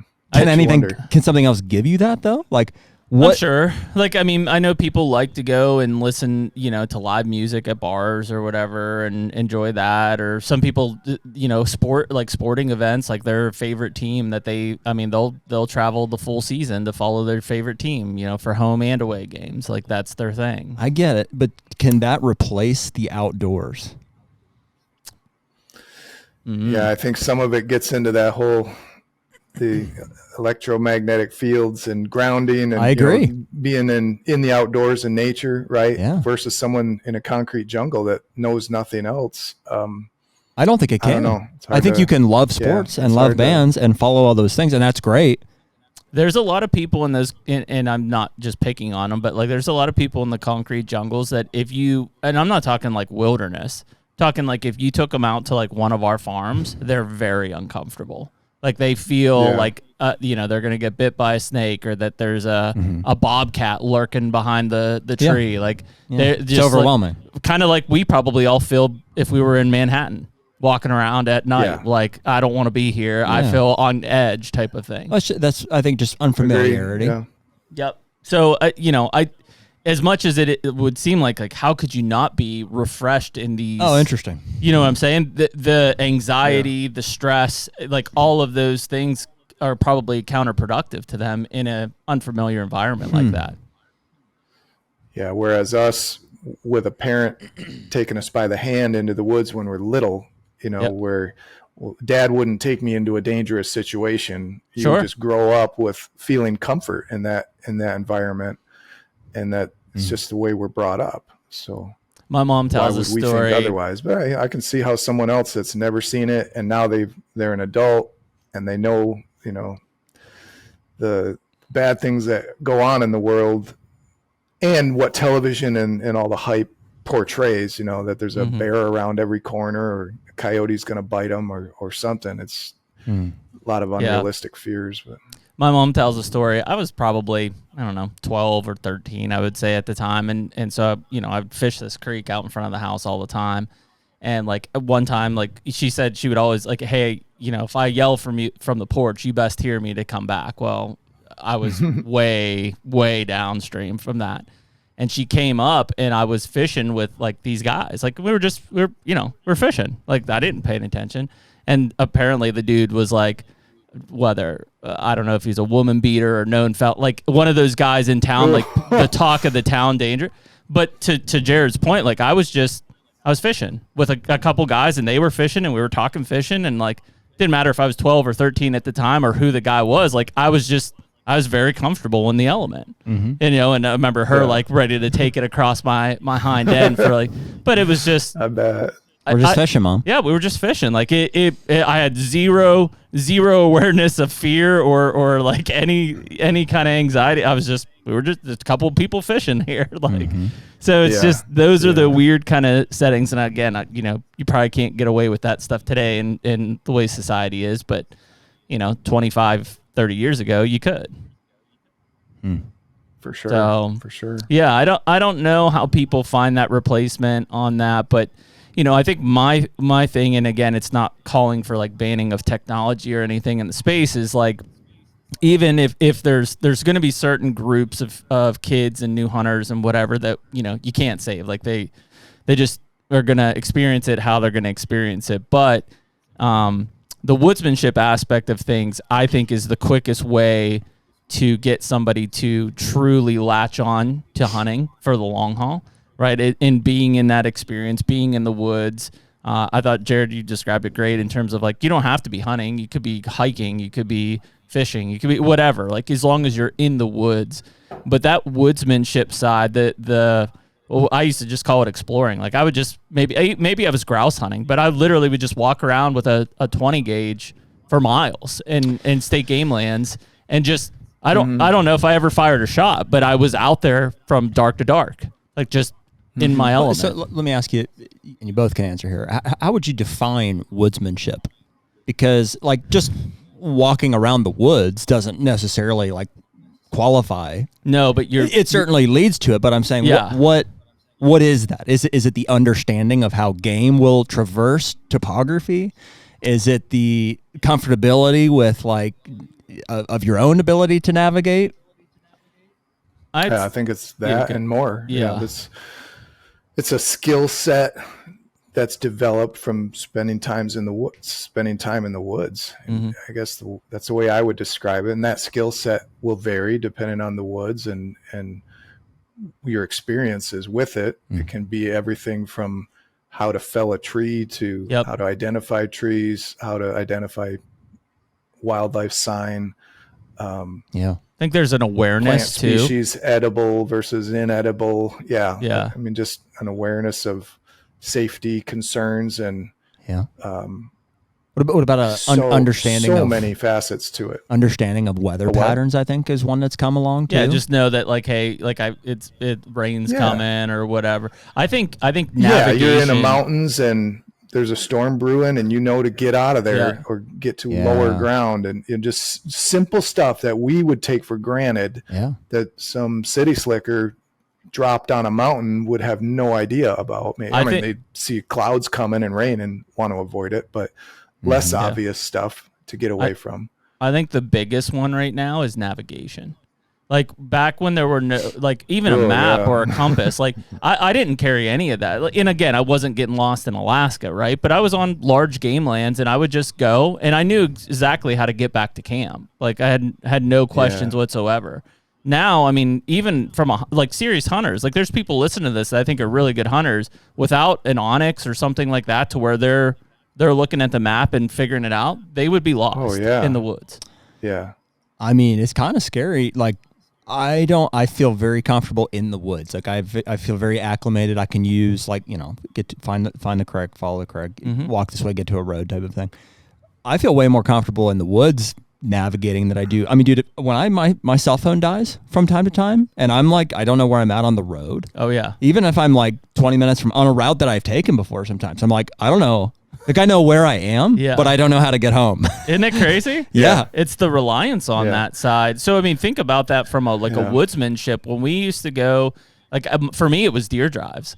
Like when we would go out, we would have 7 or 8 deer drives and we would just be out doing that. Dude, I knew every which way and people would end up a mountain over and I'm like, what were you doing? They're like, well, I'm like, you know that you needed to stay. And they didn't. They had no idea. Right. But today would be even worse, man. You put some of these people in just a standard wood setting and you're like, hey, here's camp. Just navigate your way back. Sorry, you don't have your phone. Done.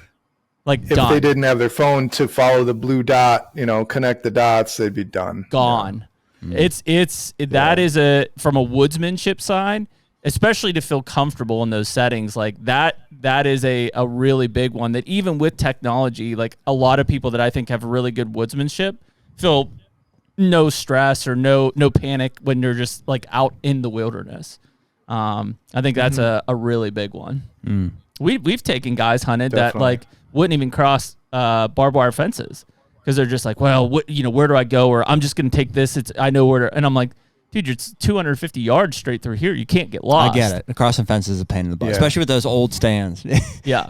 You didn't want to do that. It was also the navigation of like, how many fences did I cross? Or like, am I going to pass the stand? And like, well, dude, there are a lot of things and we don't take them for granted, I don't think, but it would be easy to, like, when you stop and realize how challenging it is, for instance, to go to like a farm that you're not at very often, or don't live on necessarily, and to go in there in the dark, maybe to a part of the property you haven't been before, and hang a tree stand in a tree that you're deciding on in the dark, Sure. That takes a lot of skill, to try to put somebody who hasn't been hunting since they were 12 years old or earlier to try to go and do that. It's like, I think we do take that for granted. That's something that we talked about that. I remember back in making those videos, how much stuff we kind of took for granted because we thought about, well, gosh, do they even understand, this? Maybe we should explain this. There's just so much stuff we take for granted. Yeah, where's the baseline actually start?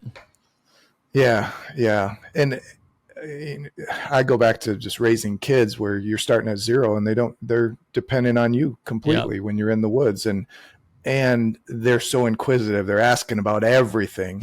And so it reminds you what you know, because you don't even verbalize what you know very often unless somebody asks you. And so, okay, we really are starting at zero. Okay, here's a track, and this is what direction he's going, because these are his toes, and and this is or a blood trail, whatever it is. You're teaching them every aspect of what you're experiencing.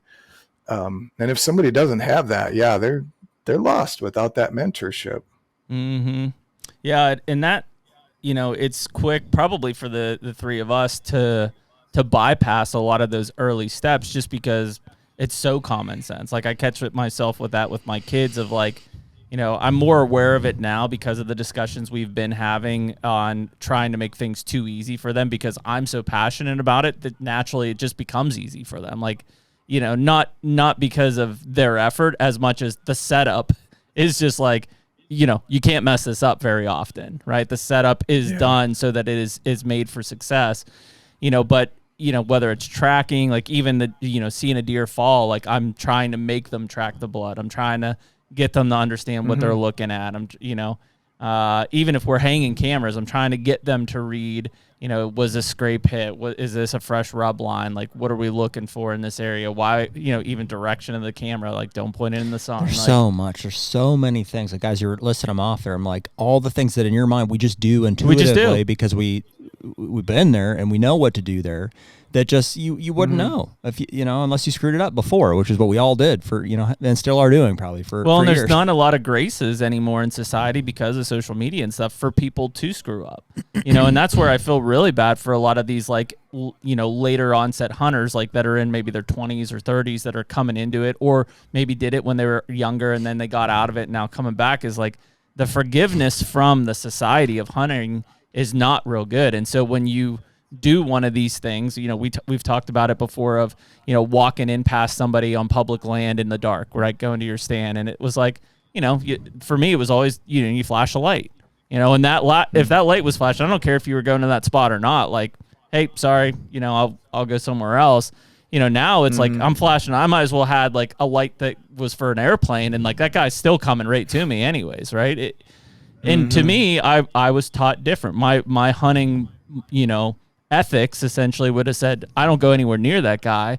But there's plenty of people that are like, oh, cool, there's a guy there. Like, maybe I should go over by him. I'll go talk to him. Maybe he wants to talk to me. What are you doing, man? But it's, we're at this place where it's like, I don't know what you do in that case. Like, yeah, it's a weird system, all around for that. But all of that to me, like, even though it's not like reading sign, like that all is, even the hunting ethics side to me is a woodsmanship thing. For sure. How, like, if you were gun hunting and you saw a guy in orange sitting on the hill, you sure as shit didn't go up to him. Like, hey, that guy's watching that hill. I'm not going over there. That's your next video, Jarrod. How to interact with people in the woods. Yeah. It's wild, man. Yeah. Do you sit quietly and let them walk past? Do you contact them? Right. Yeah. Yeah. I mean, we're a reflection of the way we're raised, and these mentors we had in the woods are directly impactful on our behaviors, and whether it was good or bad, at some point we make a decision and we realize whether it was good or bad, and we decide whether we keep doing what dad and grandpa did or if there's a better way, ideally, and so for those that didn't have that, it's new, and I credit, like Rogan and Ranella, they brought a lot of people into the space, but for those that don't have a mentor or someone to ease them into it, that it's a challenge. Yeah, they're not going to stick. I wouldn't just say go out and go elk hunting. Elk hunting's great and it's great meat, but it's 10% success rate for most. And 90% of the guys are killing, or 10% of the guys are killing 90% of the elk. Yep. That's a challenge. But boy, if you got somebody out, I don't know, catching tadpoles, if an adult's interested in that, but squirrel hunting or just something smaller where they can see success and learn about the outdoors, I think you got a lot better chance. That's the best part about fishing, right? I mean, very rarely do you go out fishing and not catch anything. Like, if anything, I'm gonna put a bobber and a redworm on there and you're gonna rip bluegill all day long. Like, it's there's a success factor in that and an attention factor. It's why, like, even though I've kind of migrated out of being like a hardcore turkey hunter from when I was just growing up running up and down hills, I love it for the kids because, the moment we get out of the truck, the first car door that slams, there's a bird gobbling, and like we're in it, right? Nice. It's a great one for maybe, like you said, later onset, like adult hunters that don't have a ton of experience, because it's fun, it's quicker. We're paced, right in it. It's engaging. Yeah. It's a lower like risk reward type thing. Yeah, it's you don't have to worry about wind, you miss one or great. anything. Yeah, cool. Yeah. Let's go find another one. Yeah, exactly. No, it's a great. Those but it's are more the things, evolved than like catching tadpoles. You know what I mean? Sure. Something an adult's still going to be intrigued by. Yeah. No, I think turkey hunting is a phenomenal way to get people in and involved. And dude, for me, it was trapping. I mean, it just seems like that sport has. I don't even want to know what the number of trappers that are left not is. good. To this day, though, I was like, I attribute my mindset in the deer woods is like the framework is from trapping like coyotes, fox and coyotes, like mainly. Yeah, smart animals. Those kind of things, in my core of woodsmanship, like what it means to me from a topography reading standpoint, I was like, that was the basis of it. I was like, I could look at a farm, like a crossing or a fence gap or how they're going to saddle it between two fields type of a thing. And I'm like, oh, I'm getting it. And then I would catch them. I'd catch these coyotes at these spots. And it wasn't like low pressure, but it wasn't like, hey, there's a giant buck standing in front of you. It's like you just do all the work and then you back out. It was like kind of checking trail cam. It's like setting the trap type of thing, literally. But then you'd have those successes and you'd be like, I'm getting it. Now I can read everywhere I'd go. I'd be like, great spot for a coyote set. Pretty sure I still say that every time we go out. Great. That'd be a great spot for a double dirt hole set right there. But then you can take and apply that to notice. You notice it. You That's just the awareness. as a trapper, you notice so much more. Yeah. That people that haven't done it just don't notice, and that's what makes you a better hunter. Yeah. Just notice things. Absolutely. So trapping is one of those things that I wish you could start every kid with that. I think that's the ultimate woodsmanship. I think trapping for sure was like one of the ultimate woodsmanship pieces of the puzzle to essentially be aware of the area, to set the trap, to back out. Like that all in itself was an amazing experience. Process oriented too. It was like, your very first myself, the very first one, I'm like, oh, here's Dad's traps hanging here. Hey, can I use some of these? Yeah. I go out and I'd throw some, like I'd take your sticks and put them in a V, and then had a little fish bait from the, whatever. And I'd put that out, and then I'd go back and tell Dad, I'd be like, oh, I set some of your traps. He's like, oh, cool. Like, yeah, cool. Where'd you, I tell him about them, and he's like, well, maybe we should go check those. Let's go check those, real quick. And of course, you catch a bird. The first thing, it's like, oh well, yeah, you're not supposed to have the bait visible, but I didn't know. So it's a bald eagle. Yeah, lesson learned. Yeah. So then he helps you. He's like, okay, all right, we're gonna let's tear this down. We can let this bird out of here. Let's reset these, and we'll start trapping some raccoons. And then that process started. Yep, it all starts there. And then he's like, I remember. Yeah, I was fascinated with tying flies because my dad had his fly tying stuff all over his desk, and I'm 8 years old. I'm like, how does he do this? He was working shifts. And so I was getting nosy, and I sit down at his desk, and how does he do this? I've seen him do it, but I want to figure this out. And I literally could not find his hooks. I don't know where he hid them. Oh, yeah. But I ended up putting a nail in the vise and wrapping feathers and yarn around this nail. And that was the first fly I ever tied, was on a nail. Heck yeah. And he laughed and laughed when I got home. But he calls his buddy Jim, our good friend Jim. He's like, yeah, the kid tied a fly on a nail. I think we're going to have to teach him the right way. And so they did.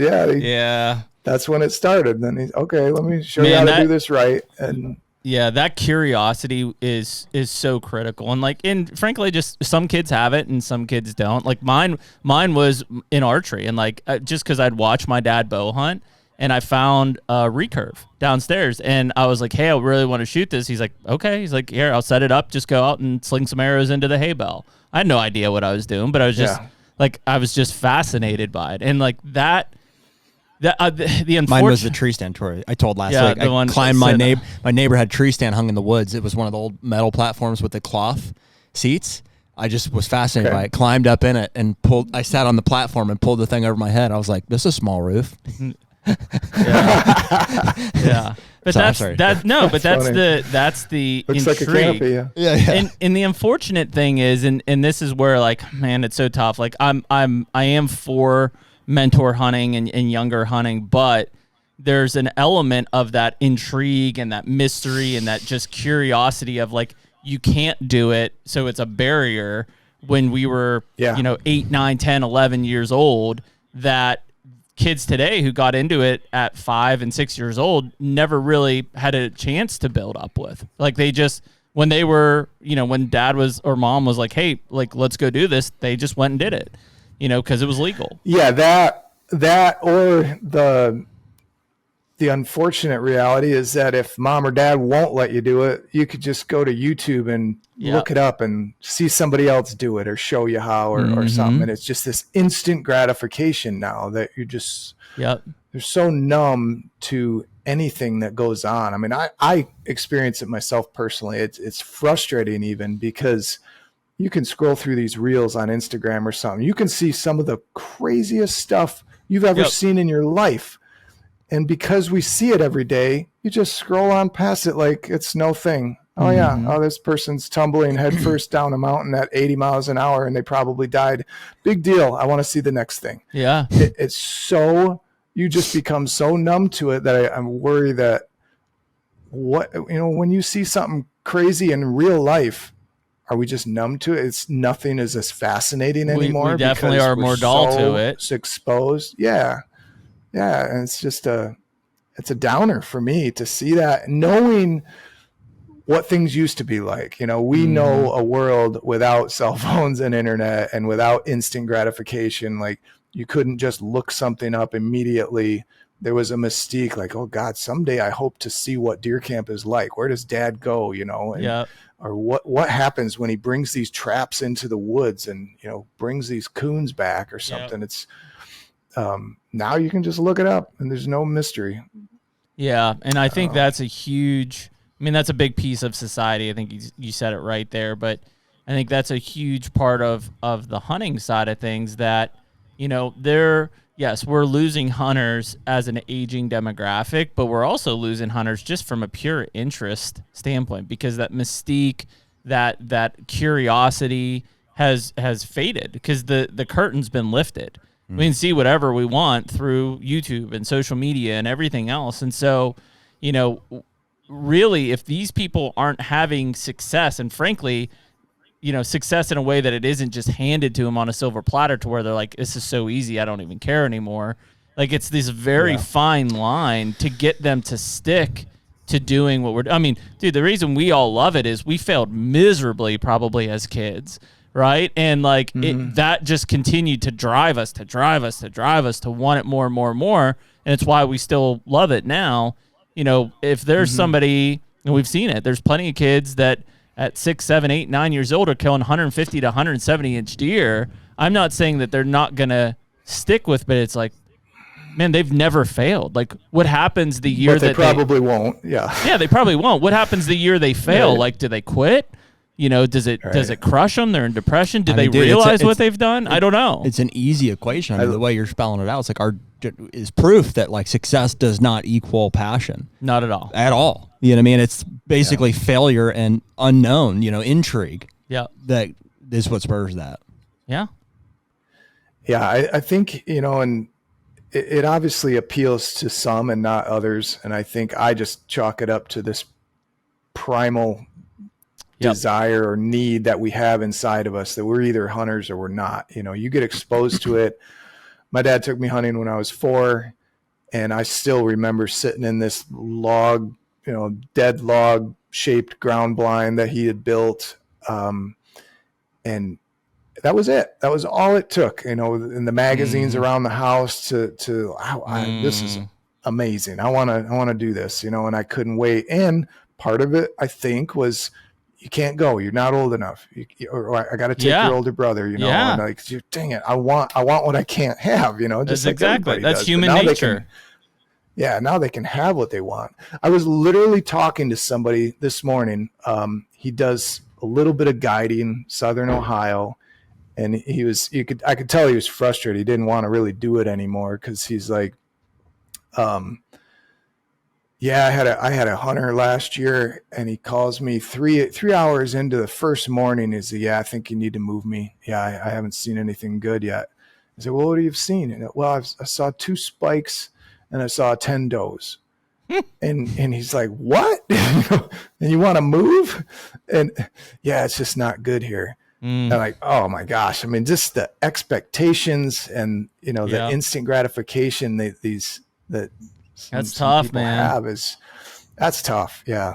The HUNTR Podcast is brought to you by Beast Broadheads. Dude, Beast Broadheads. Man, we've been advocating for and shooting expandable, especially big expandable broadheads for years and years now.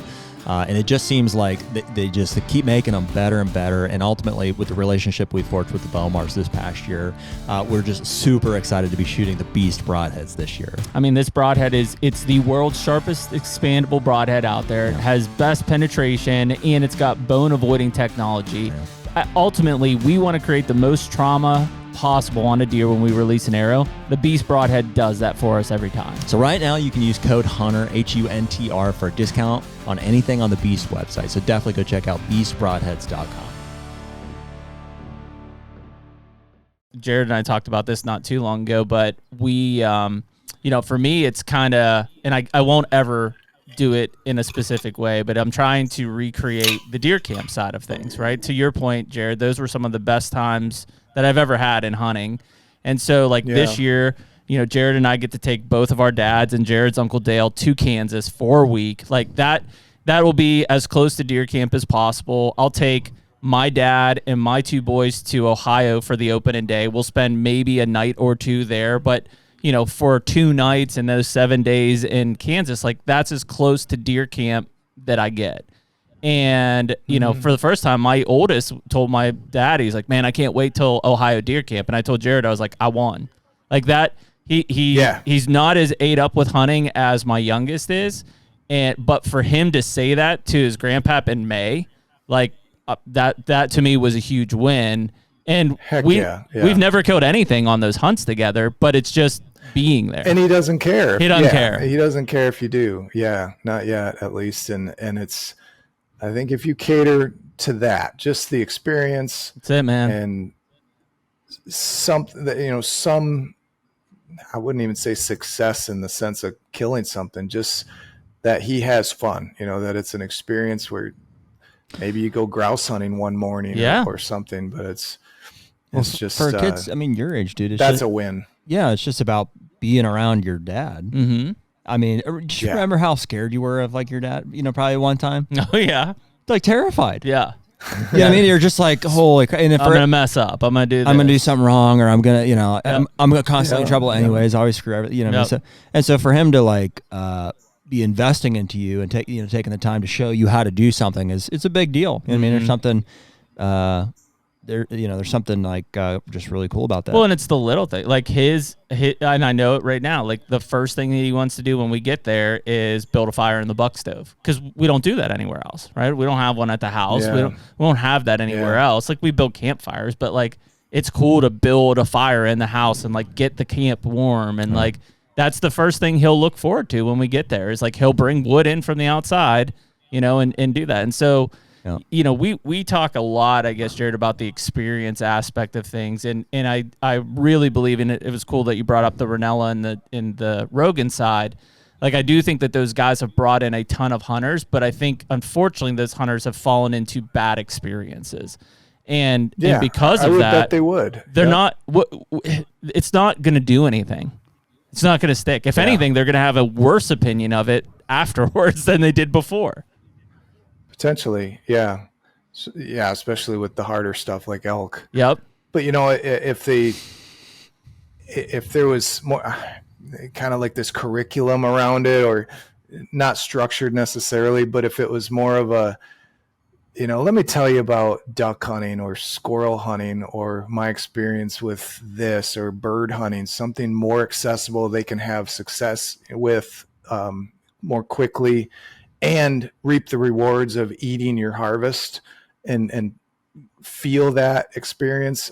I think that's what would hook them more. Because for me, it wasn't something that, I mean, I love the deer hunting part of it, but I certainly wasn't this mega trophy hunter at 4 or 8 or 10 years old. It was just about hunting and getting anything. It was just cool. That stuff will evolve on its own, depending on your personality and your competitive nature, and you know how much you learn or pay attention to things.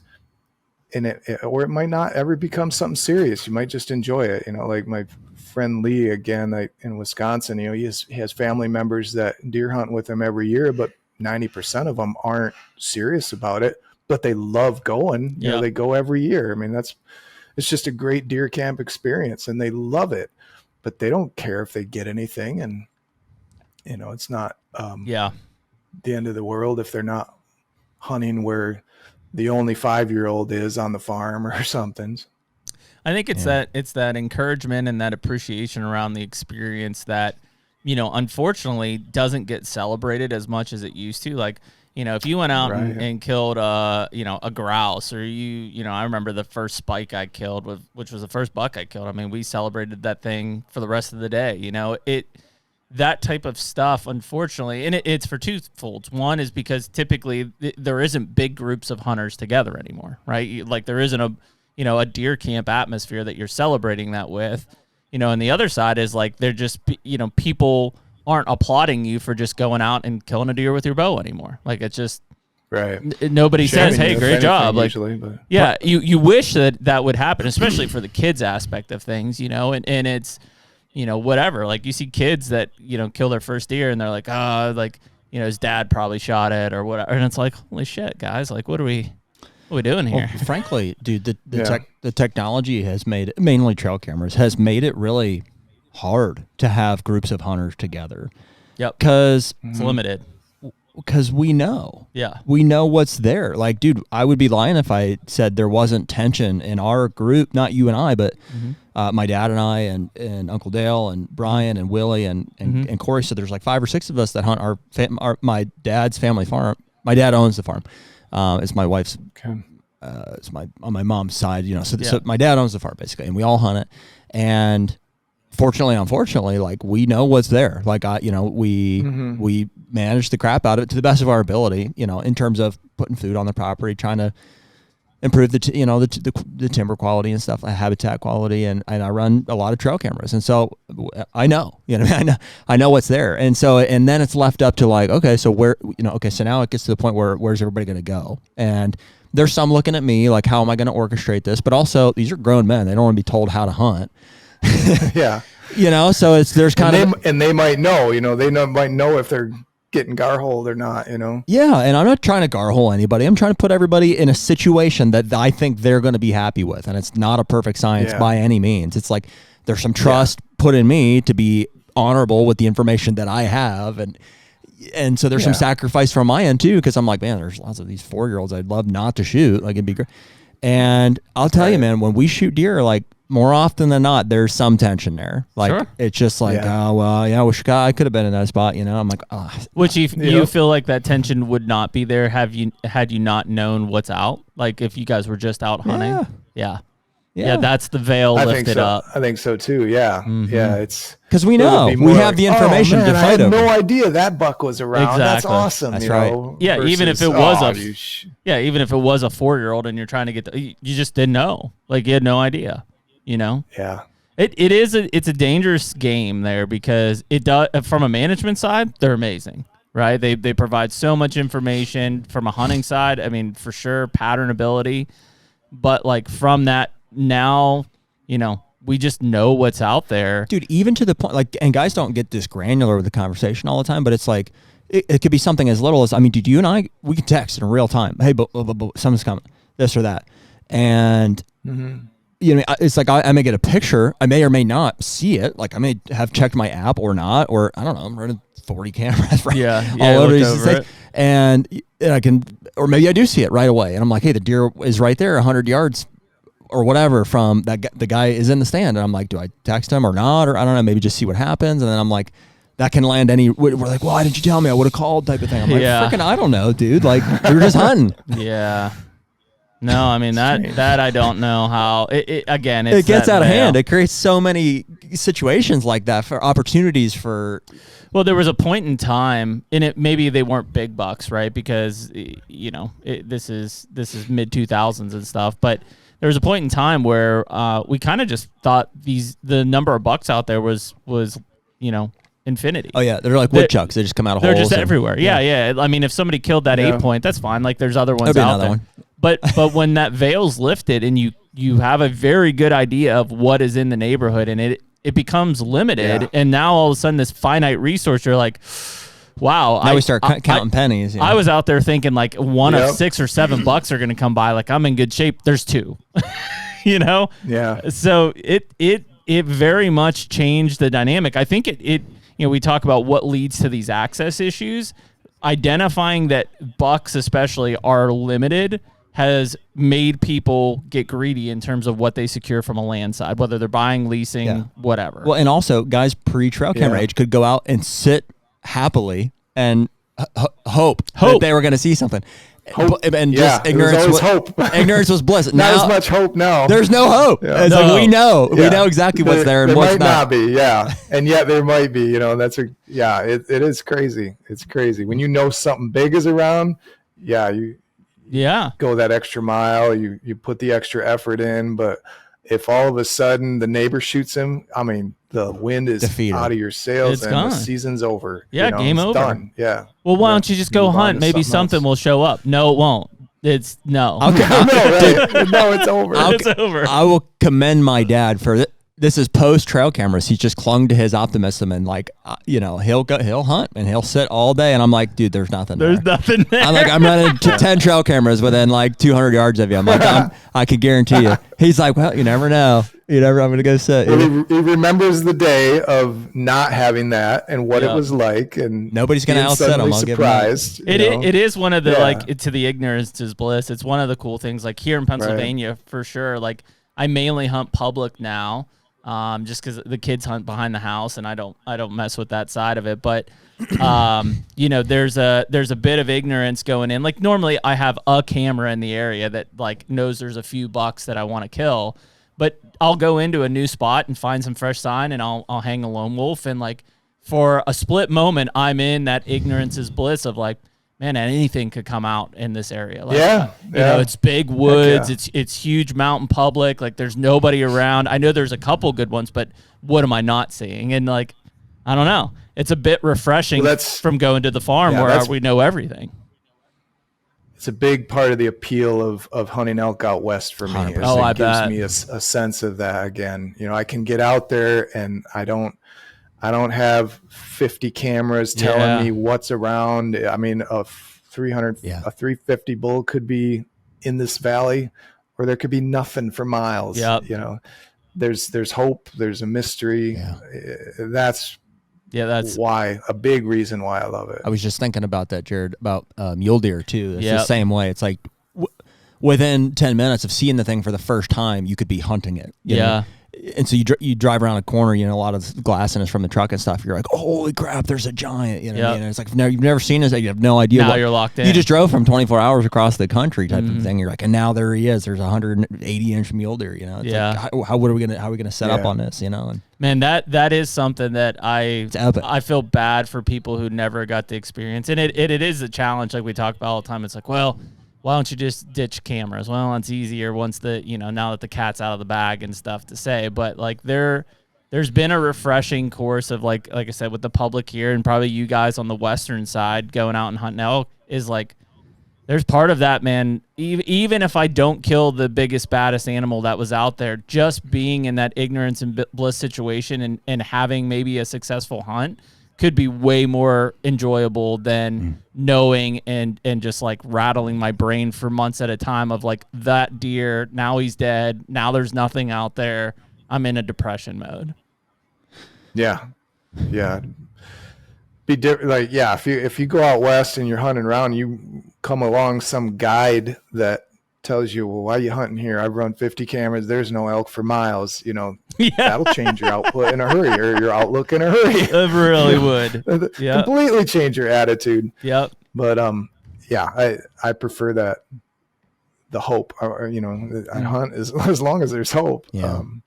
Much better scenario. The reality is, guys talk about like, well, why don't you just ditch the camera? It's just like, I mean, dude, if your standard is, or you're going to have to change your standard if that's the case, because the reality is I'm competing with my neighbors. You have to, I can't just let it go, let it happen. Because like the reality is the deer's going to get killed at some point. And I'm like, you need to know. So the camera is the competitive advantage, not even the advantage. It's just, it's what I need to have to compete with, to know that it's there. I did take a big step back last year and used a lot less cell cams and a lot more SD cams, purely from like if he's there, then I'll hunt him. And it's not the ignorance is bliss as much, but it's also not so planned out that if tonight he doesn't come up over that hill to this food plot, I'm not like, what happened? Like the world is shattered, right? Because I don't know. Right. Like all I know is he's still alive and in the area, and I'm just hunting him based on everything else that I'm using. So that was refreshing. In fact,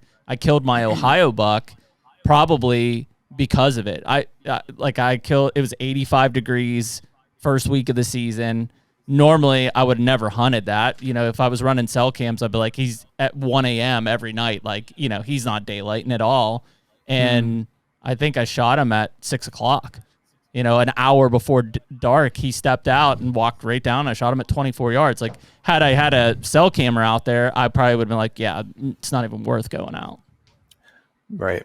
Yeah. So there's still there's a combination of it, or like up here on the mountain, like I have one camera in a given area on a scrape, usually just to inventory. I will say, like, not to argue, but I don't think we can say that.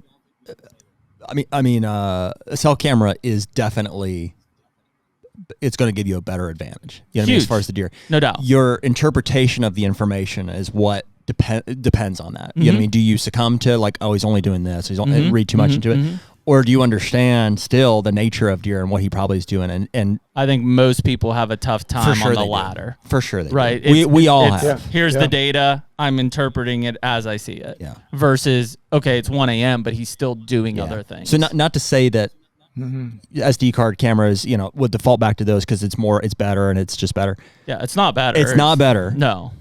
But most people can't handle the cell camera technology. There is an excitement though. Like even though I kind of know what's in the area. Like when I go around and pull SD cards and I go back to camp and I'm like looking through, like I kind of know who I'm going to see, but I don't know. There's still that maybe. Like, maybe somebody else shows it's pent up. up. You're like, let's do the anticipation of seeing it versus it's a live feed. Yeah. I think for so many hunters, they use these cameras for the spot to hunt and they need that help versus somebody that just wants to know what's there, to have that hope. And then they're confident in their woodsmanship skills that if I know something's around, I know how to get it done. And you don't need 50 cameras for that. You just need that hope, that confirmation that, okay, something I'm interested in is here. I don't need those cameras to tell me where to put my stand. Yep. I just needed them, to help me confirm. Yeah, it's worth hunting this. Yep. I think that's a big piece. And I mean, that's one of the reasons I took the step back is I caught myself hunting the cell cam more than using my woodsmanship. Like literally trying to pattern the deer based on pictures versus, to your point, interpreting the picture and knowing what he's doing around it. I still do think that there is even myself, there's an uncertainty around how to hunt around cell cameras. Because like on one hand, like physically around them, like, or just. Yeah. And the impact that they have, like, do you hang a camera in the spot that you're hunting or vice versa? Because it's like, man, if they're going to come through here, I should have a stand here and I might as well get a picture of them. I mean, it just makes sense. A lot of those spots are like, we designed them that way. It's like I built this whole. We overthink it sometimes. Yeah. Yeah. It's not that complicated sometimes. We didn't always have those cell cameras to tell us that he's daylighting here. Go sit there. Enough said. You don't need to overthink this. Well, and I think the question, Jarrod, is like, are you shooting yourself in the foot by putting a cell camera there that undoubtedly they realize more times than not, they're like, there's something there. And they probably don't, and they probably don't like it. It's like, are you hurting your spot by putting a cell camera in it? And definitely could be, could be, or personality based. But yeah, it's you could you could prove it both ways. So it's absolutely can be a factor. Yeah. Well, I think it's like, I mean, personally, where I'm at with it is like, I think number one, if a camera is there long enough, or they've been on the property and the deer are familiar with them enough, or if it's in a location that seems like it's just like an inventory location, it's like one of those purple areas, like if you're crossing blue and red paint type of a thing, where they expect to maybe encounter some human like activity on the edge of your yard versus right in their core bedroom. That's right. Different reaction, different scenario. That's right. So even on the same property, go ahead. Multiple pictures will tell you how a deer is reacting to the camera, so you can plan according to that. You know, if you tend to get one picture of a deer and then he's gone, well, okay, is he running a circuit and is he just not around because of that, or is he literally spooked and he's not coming by that tree again? And so if you move your cameras and you get that buck elsewhere, or you see his tracks elsewhere or something that says, okay, yeah, he's really on to me. Yeah. He's really wise to this. Yeah. And I've had both experiences. So in one property or in one state, yeah, oh man, you better be on the ball and very cautious and not slip up one bit. And others, it's a lot easier. Yeah. Yeah, so I mean, admittedly, that's something I'm like, ooh, I don't know if there's a perfect answer to that one. Like, I think, yeah, it can bugger them a little bit. If you don't need it, don't put it there. But also, more times than not, it's not like you're gonna have the next whole season to hunt this and just play, and learn from what's here. So you need to have some intel. So it's like there's definitely an art to how does everything overlap, Yeah, I mean, the longer you hunt a property, the more you'll learn of the patterns and the history and what's happened with crop rotations, with this, with that, with weather, maybe a particular deer. Okay, for 4 years, he's been doing this. So I don't need my camera in there as long as I know he's there because this other camera confirmed he's there. Yeah, you can overthink it to the end. Till the cows come home is the phrase. Yeah. Yeah, till the cows come home. That's what I should have said. Yeah. Yeah. Jarrod, how old are your kids? So Jacob's 19 now. Oh, wow. He's just finished his first year of college. My daughter Jaden is my middle one. She's 18 and just finished high school last week. Okay. And my youngest is Jordan, and she's just finished her sophomore year. She's 15. She'll be driving this summer. And yeah. Gotcha. Yeah. So you've been all the way through teenagers. A lot of the conversation we were talking earlier about. So how do you feel about it at the stage in life that they're in now? Are any of them interested in hunting or not? Or oh yeah, Jacob's completely addicted to it. That's who I was talking to earlier, right? Yeah. Yeah. Cool. Yeah. He doesn't watch the show, does he? Your podcast? Yeah. I think he listens more often than I do. Sometimes he tells me sometimes about what's on there. I'll see his. What's up, dude? Yeah. What's he making ramen noodles over there? He's been eavesdropping the whole time. Yeah, that's why he was so mad you were wearing a headset that he can't hear it all. Yeah, exactly. It's killing him to not hear the entire conversation. But dude, do you know? Yeah, he loves it. Do you know Kevin? What's Kevin Marrow? Marrow, yeah. Trad Geeks. I don't. He did Trad Geeks for I a don't long believe time. I do. You don't know him? I thought your circles might have overlapped. He was friends with, I think he's friends with Cody DeQuisto, right? Yeah. And they the first Mobile Hunter Roadshow in Pennsylvania was at Kevin's house. Okay. Is how you guys would have met if he. I was just curious though, because his son is maybe. I wasn't in Pennsylvania at any of the shows in Pennsylvania, just the Iowa and Michigan ones. Gotcha. His son Flynn is what? 15? No, Finn's 13. Okay. He's Carter's age. 13. Yeah, but he's trad hunting, and it's pretty cool. Yeah, Finn's advanced. That's to cool. Listen to this. Yeah.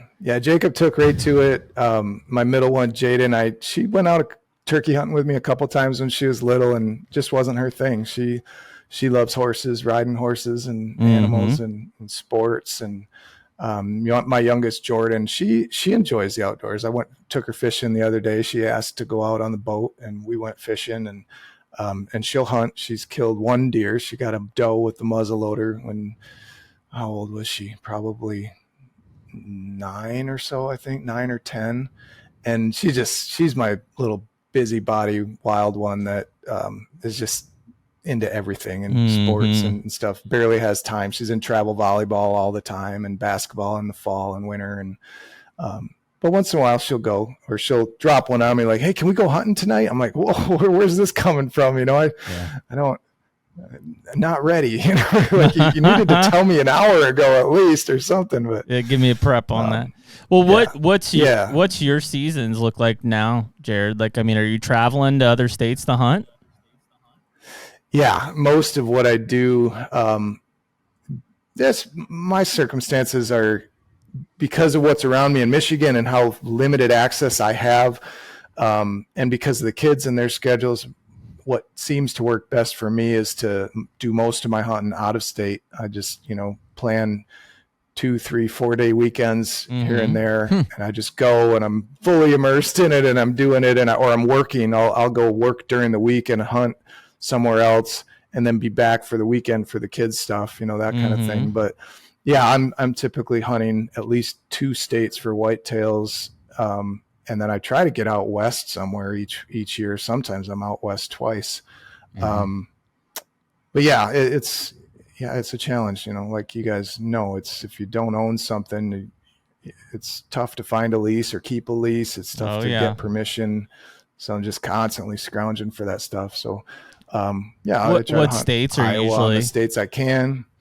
Wisconsin is usually my mainstay. I hunt Wisconsin each year. I just love the bluff country and hunting the hilly terrain. I still do that pretty much every year. Last year I hunted Iowa, so that was Wisconsin and Iowa were my 2. I hunted Kentucky for the first time a couple years ago in eastern Kentucky. That's where I'm at. That's where my farm's at. Had a couple decent bucks that we were chasing. I came super close end of December, but I ended up having 2 bucks come in basically at the same time. I think they planned it. One was in front of me, one was behind me. Go now. And the one in front of me that I didn't know was there caught me moving and snorted, and that was just so disappointing. Everything was perfect up until that point. But so that's fun. I enjoy that, and I'm trying to find something in Ohio, either Ohio or Illinois this year, or both. But I was gonna say Ohio or Indiana would make sense on from a travel standpoint. Yeah. Illinois, Indiana, or Ohio. I'm trying to find something worthwhile there. As you can imagine, my standards are pretty high, so I'll lower my standards as I have to get onto something, or get doing something somewhere. But I'm trying to find something good. What is the standard, Jarrod? Are you like generally? I'm sure like us. Yeah, well, it changes with the environment and what's there and stuff. But you'd like to kill what? Yeah, I'd like to kill a booner because I still have not killed a Boone and Crockett buck, and that's my big goal. I'm a half inch away. 169 and a half. Oh wow! Are you talking like net boone or like a legit booner or a gross 170? Yeah, I would certainly love a net. That would probably be my next goal. Once I get a gross booner, I'll try for a net booner. I just set my standards based on what I feel I have a good chance at, what I have access to, and how much access throughout the season. I was hunting a good place in Iowa last year, but I know I don't have the whole season to hunt there, so I adjust my standards accordingly. But yeah, that's just, I'm not a big one on score, but since I killed so many other ones, that's where I kind of set my mark. I'm really trying to get on a farm where I feel like I have a legitimate chance at a booner, and be able to put the amount of time in to do it, and then I'll see what the next goal is after that. But I've come close a bunch. It's a good place to be, man. 169 and a half. That's blue balls on a red moon. It is, man. That is. That's what that is. I feel like Ohio, it would give you a really good shot at that. I mean, again, it's finding the right place and the right spot, but I mean, you could practice your baiting up there in Michigan. I'm pretty sure that's a new thing, and then you bring it down to Ohio, right? Well, they're getting ready to. I don't know. They're getting ready to pass it. I don't even know the latest news. I heard a whisper that it's passed this year. I think it is $20 passed. a bait pile or something. You got to buy a license to bait. I don't even know. Yep, and then you can only do like a 5-gallon bucket or something at a time. That's how it used to be, right? That was always the case, but it was always a 5-gallon. Then it was 2.5 or 2 gallons for years when it the last time it was allowed. That's super enforceable. Stupidest thing ever. Yeah. Oh yeah. I mean, and I got neighbors, I see them baiting still, and Sure. it sucks. So. I couldn't tell you the last time I killed a buck on the mountain here in Pennsylvania that wasn't a belly full of corn, and we've never had it legal. Not a cornfield for 30 miles. Yeah, there's not a cornfield anywhere. Yeah, years ago, I was glassing from one of my neighbor's silos, and I was trying to find this particular buck, and sure enough, like half an hour before dark, there he is, you know, and I'm looking, I'm like, what is he doing? You know, he's like eating on a stump. And I look closer, I got my spotting scope on. I'm like, oh my God, he's eating out of a corn coming out of one of these stump feeders the neighbor's got on his land. I'm like, you gotta be kidding me. But yeah, it's just the reality of what we live around. They're doing it anyways in most cases. Yeah. So not Iowa again this year, I assume, right? You got another one in mind? Yeah, it won't be Iowa this year, but was that? Yeah, Illinois is high on my list. I got a couple good leads in Illinois and one in Kentucky right now. Yeah. So I just kind of still waiting to see. I'd have loved to had something nailed down and been able to scout it already, but that's not the case. And my winter, you know, first quarter is always super busy with work, and it's been busy still now. So it's tough to slip away on any lead, but and I just haven't taken the time to go door knocking in other states. I haven't had that time. But were you South Central Iowa last year or another part? I was Eastern Iowa. Eastern, Southeastern, or Sorry, I don't mean to hone it down that close. I'm just curious from a point standpoint. If you're like, oh, I'm waiting 5-6 years, or you're trying to get out there every 2-3 years. No, I've hunted. I like Western Iowa and Eastern Iowa. I like the ones where it takes 1 or 2 points. And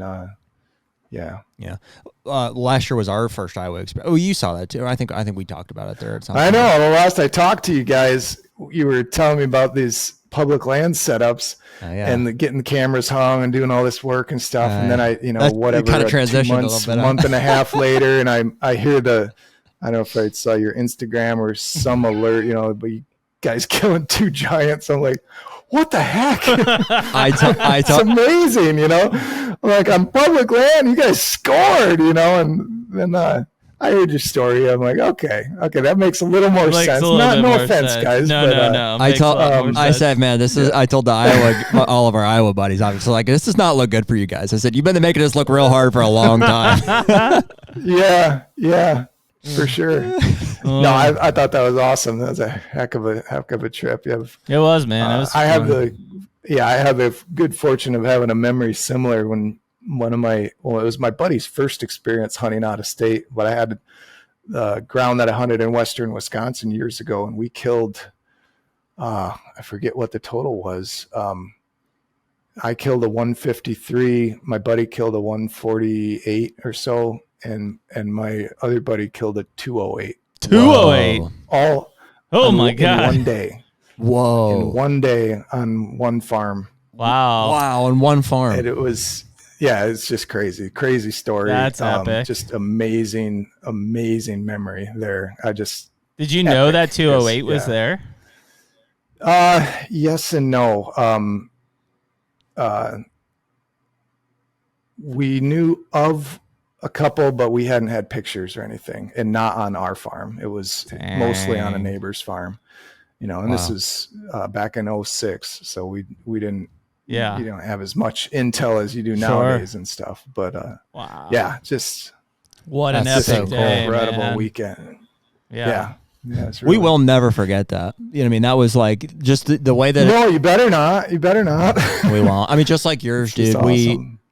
We could never recreate it. The fact that it was happening in tandem with the election and stuff too, it just was like the environment was. Yeah. I love that part of your story too. It was so crazy. It was an exciting night. Everything shifted at once, and we weren't going to be hunting that day. We were just like, let's scout the farm today, but we just like felt it in our bones. We're like, clearing up, dude. Like, we need to be in a tree, and so we rushed out there, and it happened. Mine right away, and Jeremy's the next day, and we're just like, holy cow. We could never recreate that ever. Yeah, it's hard to picture because that was 5 points and then draw, right? So it's basically 6 years in the making, and it's crazy that dude, it's like I was 31 years old. You know what I mean? For it to be that far along in our hunting, I've been hunting for I don't know, 17, 18 years. Mm-hmm. By the time I finally, like, we got a third of ourselves that you've been together getting enough points. to start thinking about points, and freaking the deer that we killed had been alive longer than Yeah, we've been the putting in for points. points type of thing. I was like, Yeah. wow, that's crazy to think back on that. It's wild, man. And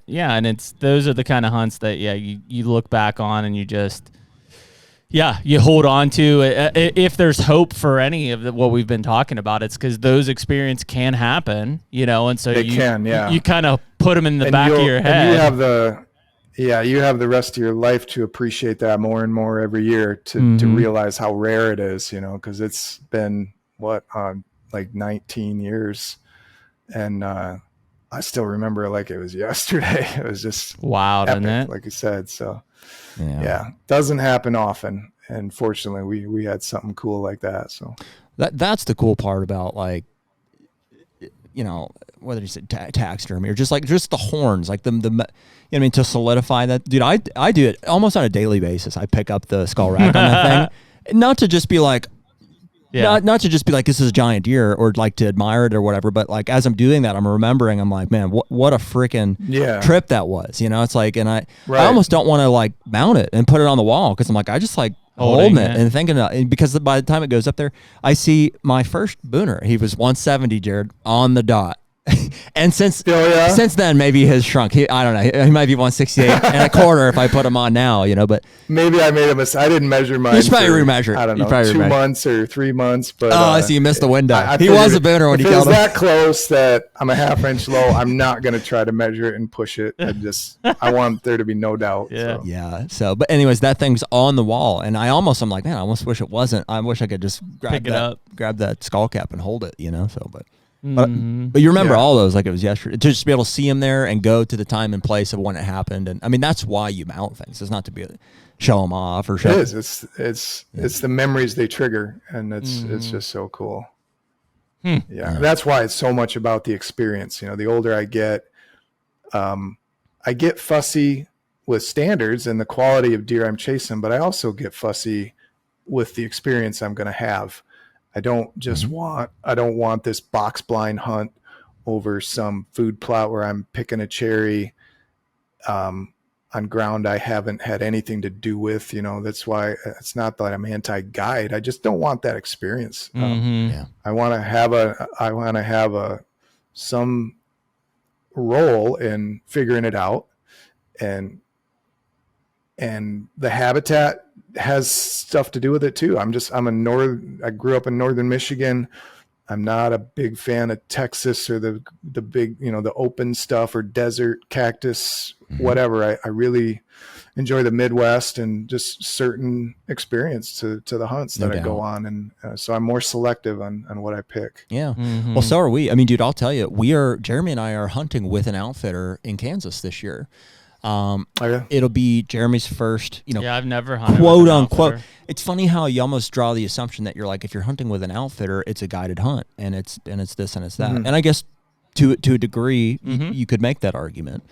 I have been on one guided hunt. Again, I'm saying I hunted with an outfitter when I was in Illinois 8 or 10 years ago. Yeah, probably. Maybe, and that was fine. It was fun. So this is our first time, in a long time coming back to that. And it's not at all like we're looking for an outfitted type of an experience. That's not what we're looking for access. What got us to this point. Yeah. Exactly. We've been hunting. We've been hunting. That's why I would do it. 100%. Jeremy's been hunting Kansas for 12 years, 14 years. 12 years. I've been hunting for 6, 7, 8, 10 years, something like that. And we've gone through a progression of, had permission here, had permission plus leases, had, leases on a bigger scale, and it's evolved all through this thing here. And lots of public too, a lot of public over the way. And then we started bringing the dads and prioritizing them on private turnkey, and we're more, public. And that's great that you do that. Yeah. You won't regret that, because you only have so many hunts with them. Yeah. And fortunately we're very blessed, but through this podcast, the networking is like undoubtedly the most valuable thing that's fallen into our lap because of that. So it's Roger with Antler Creek Whitetails is where we're going this year. So Roger and I just started a Instagram conversation, back and forth type of a thing. And we met him at a trade show. Eventually, I was like, hey, well, we're going to be at this thing. I'll swing by and meet you type of thing. And when you click with somebody and you're like, oh, like this guy's not like what I thought of as an outfitter. I mean, he seems like the real deal, you know, and you can tell pretty quickly, like we can get on and talk about the intricacies of hunting or whatever. And you're like, oh yeah, this guy gets it. Like you can sense that pretty quickly. You know, he's not trying to just like, if he's a hunter, if he's actually a hunter, he'll understand and he'll be more inclined to let you do your thing. Yeah. You know, because he knows. Yeah. And not some egomaniac about the money that just wants to take the credit for everything.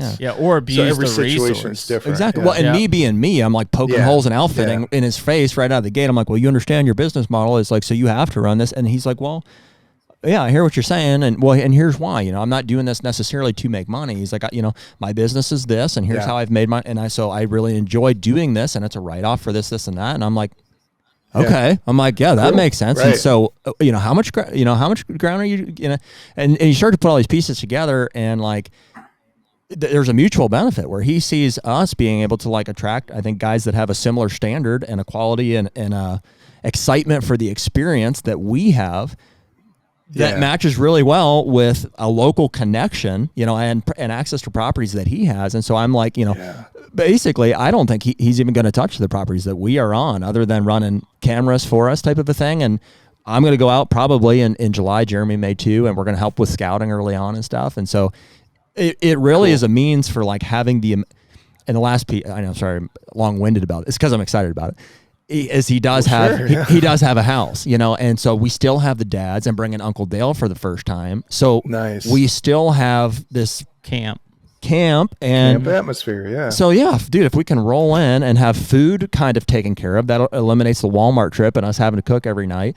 A comfortable place for everybody to stay, and everybody gets the access and to be able to do our thing there. And especially the more turnkey we can make for the dads and Uncle Dale. I'm so excited about it. You know what I mean? It's funny, out of one side of the mouth, you're almost like, you don't want to admit, like, I'm hunting with an outfitter, but it's kind of not that at all. It's not like you're going to just drive us out and drop us off at the stand that has the corn pile in front of it. I mean, I'm not saying that won't happen. It's I mean, one of our 5 situations. I think a lot of our trips to Kansas with the dads have been, I mean, they're great trips. Don't get me wrong, but like, there's a lot of pressure on Jarrod and I in that, like, we want the dads to succeed.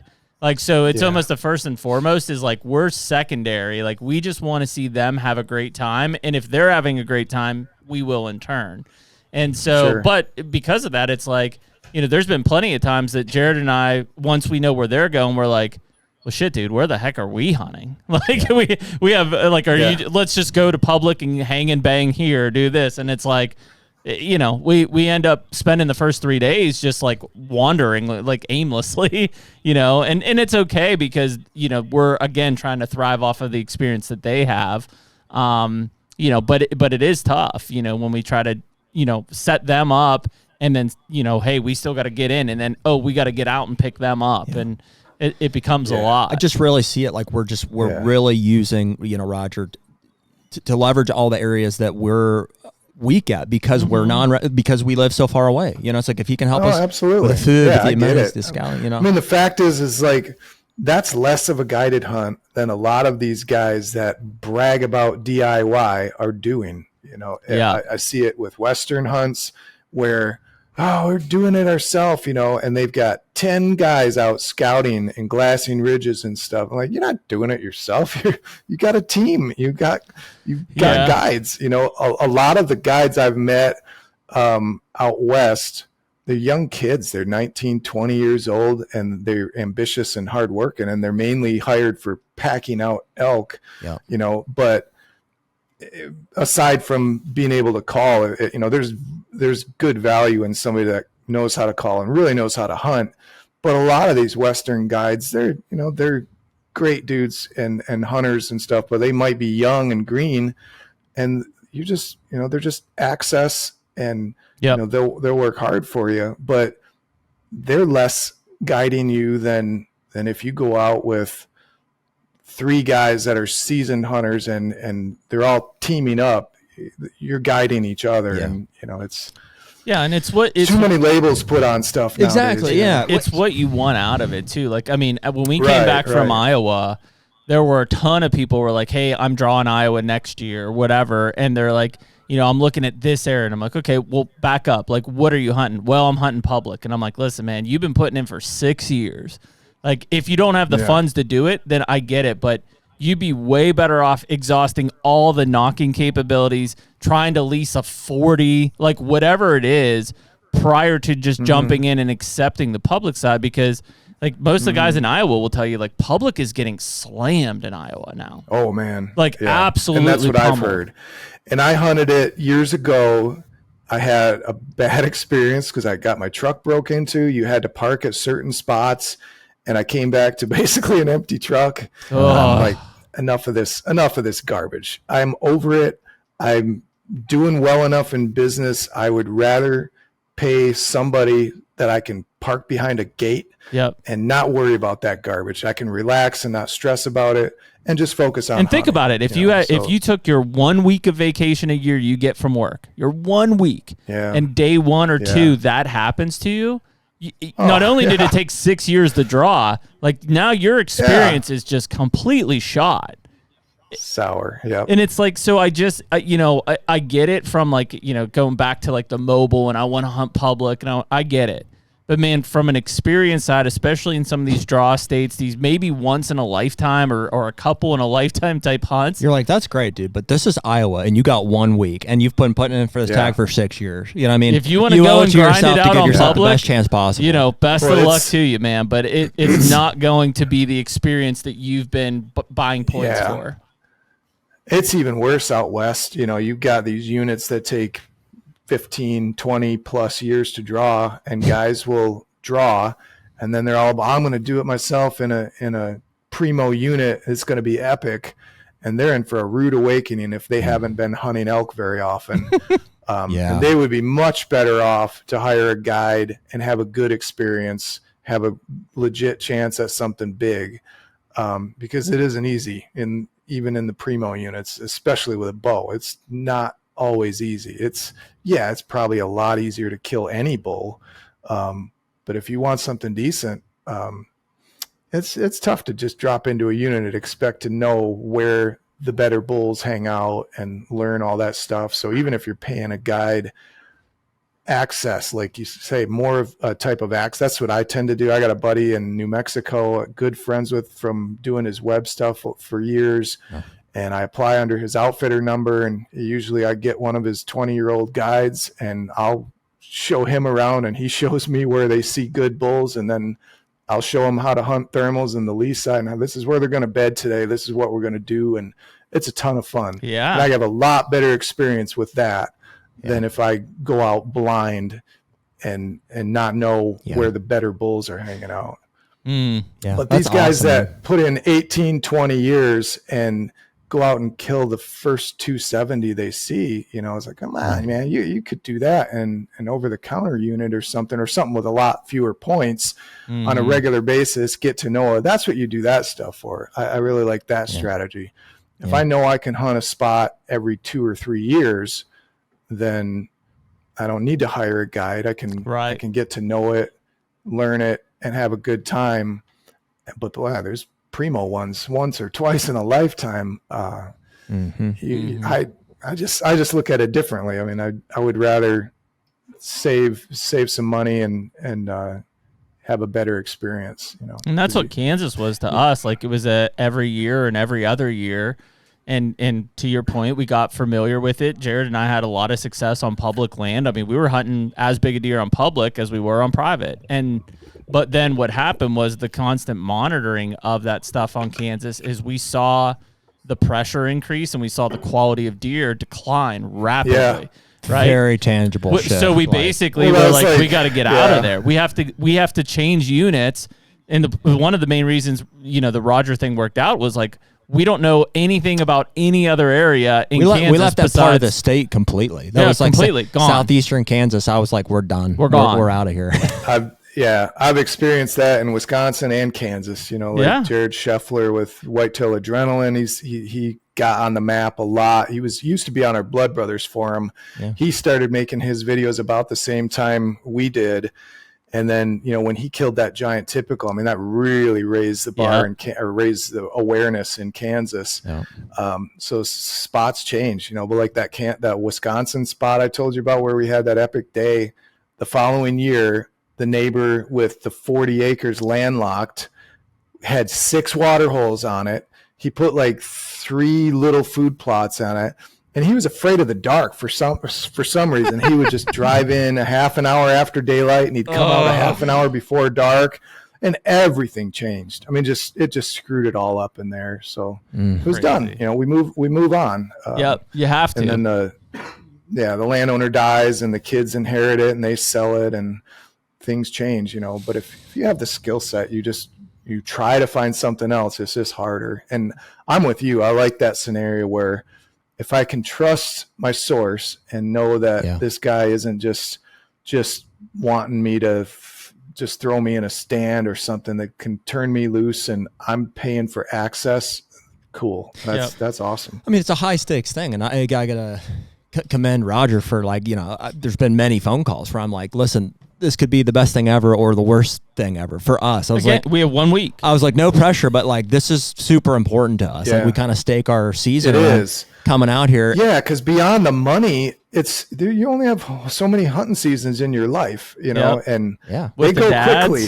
And me wasting a week somewhere is worse than no the pressure, money. Roger. It's the time. Yeah. No pressure. Yeah, but I shot a 187 last year, and I'm bringing my uncle, who was my inspiration to get into bow hunt, for his first Midwestern hunt. Like, no pressure, you know? Yeah. So it's the third week in November. It's a big week we're giving up. And we're obviously, out here. That's a great week, though. Yeah, I'm glad to hear you guys say that. That's my preferred week in ours Kansas. too. Yeah, ours too. Frankly, more and more of the Midwest as time goes on. Jeremy and I were talking earlier. He's got to take his kids to frickin' Disney World. I was like, what are the dates? He's like, either October 31st through November 4th, or November 7th through the 11th, or 9th through the 11th. 7th or something. And I was like, you're fucked either way. So. Yeah. It's got to punch tags before then. So that's a whole other conversation. Yeah. But so for that, I was like, well, I would be in the Midwest, either Illinois or Kansas, for the 7th through the 9th, and I'd be in Ohio for the 31st to the 1st. But I think that third week in Kansas is the right time to be there. That's when we normally do it. Oh yeah. So I do too. Weather depending, you know, obviously, hopefully we get some cold weather, but yeah, I mean, that's the gamble when we have that week booked. It's like there is no flexibility there, and we know flexibility kills deer. That's what, exactly. And that's what's tough about Kansas for me. It's a 15, 18, 12, whatever hour drive, and I can't just bounce there for a 2-day weekend. Nope. So I put a lot more thought into where I'm going to go, because I know I'm going to be there 10 days probably. I'm going to try to block out 8 or 10 days, because there's just going to be one trip. Yeah, and you're going to get one good weather front in that, and you're going to get crappy weather the rest of the time. And you're so in a 10-day hunt, you can expect maybe 5 good days of weather. Exactly. And maybe fewer days of the wind that you want. It's a challenge. So for a guide or an outfitter that doesn't understand that, you're screwed, you know, because so many of them are like, we got 500 acres over here, we could put 4 of you over here. I'm like, well, no, you shouldn't. Yeah, right. Yeah, please don't. This is why, but please don't. But, well, that is the challenging thing about an outfit. You know, I mean, it's like, it's just so hard, like, and it's so infrequently done to have a conservation mindset, even for your own business, to be like, if I have bigger bucks in the numbers game, if they're making money, you got it. It makes sense. It's like you have to in a lot of ways. It's like, I don't know how anybody could have that much discipline to say, I'm going to hold somebody off of like 3 or 4 year olds for the future of my business. It's like, I don't know, I'll just pick up another lease, or, you know what I mean? So I don't know. It's like, it's kind of a flawed business model in that sense, but it's like, I think that we found a good situation with Roger, where he's not financially cornered to have to do that, you know, and he seems to love it as much as we do. So I was like, we'll give it a shot. Worth a dice roll. Yeah. Well, that's a scenario where, like, if I hear someone say that gets my attention, because, okay, if you're not doing it for the money, you don't need the money, then I can kind of rule that out. If you're trustworthy otherwise, then you can continue the conversation at least. Yeah. Well, even to the point where I'm like, well, dude, I can send people to, I was like, how many more do you want to book this year? You know? And he's like, I don't really want to book any more this year. I'm like, we're not full, but I don't need to book any more this year. Like, I'd rather have the right guys, you know? I'm like, we're in, dude. Great. Yeah. That's cool. That's I'd be excited. So if you need a place to go next year, I put in for a point. I know. I put in for a point this year. I haven't been to Kansas since 2020. 2012 or 2013. Wow. Yeah. And it's been too long. So yeah, I put in for a point this year. We got a spot for you next year. We got first dibs on third week, but we'll put in a good word for you. Get it warm. Yeah. Does it not take a point, or are you drawing it with 0 points? It can be. We drew with a point this year. He did have people that drew You with can draw 0. with no points though. Yep. Okay. Yep. Yeah, I'll be keen to know how it goes for you, because that's Cool. on my radar for next year. Right on.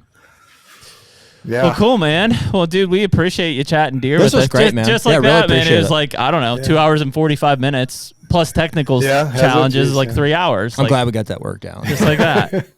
Yeah, plus internet issues. Yeah, no, man, it was fun. We'll definitely have to do it again. And yeah, I mean, these conversations, we never know where they're gonna go. We just like to, chat deer and life and everything about it, and breaks Yeah, I up appreciate that. And breaks up the it's late May enjoyable. monotony of nothingness. Are you going to be at the road show in Iowa this year? yeah, I'll probably be there, because we usually have our addictions get together that weekend. So That's right. I'll most likely be there. Cool. I don't think we're going to make that this year, but we are hosting one at my farm in Ohio this year. That's not a far drive for him. Isn't it? No. Where's the Ohio farm? Eastern Central Ohio, like Or do we- okay. Salem, Ohio. It's like an hour How south far of from Canton. Columbus? 2.5 hours. Oh, yeah. It's like 2 hours north and east of Columbus. Mainly east. Oh, north though. So Yeah. I don't know. It's probably 4. 5 hours. Where from are me or you something. at? I'm in Southwest Lower Michigan, between Grand Rapids and Kalamazoo. Oh, I bet it's closer. I bet it's like 3.5 or 4. Cool. Well, you'd be welcome to come. No pressure. I know the tickets for that are almost sold out, but you're addiction, so I don't think you need a ticket. But Yeah. We know a guy. It's Appreciate it. Jared, I know a guy. Jared's dad. You know somebody? Yeah. All right. Yeah. Sneak me in. Yeah. So, but no, man. Well, we appreciate everything, and it's cool. What it's I think been August was when we first talked about it with you and Jacob at the Iowa show, and so yeah, it's been a long time coming to have you on, and this was a good entry precursor. But I think as we get closer to the season, I think we'll be due for let's talk strategy, right? Let's talk how we're going to actually kill these deer in some of these different situations and landscapes, and I think that would be a really I cool may have deep some dive. by then. If I find a couple spots, Yeah.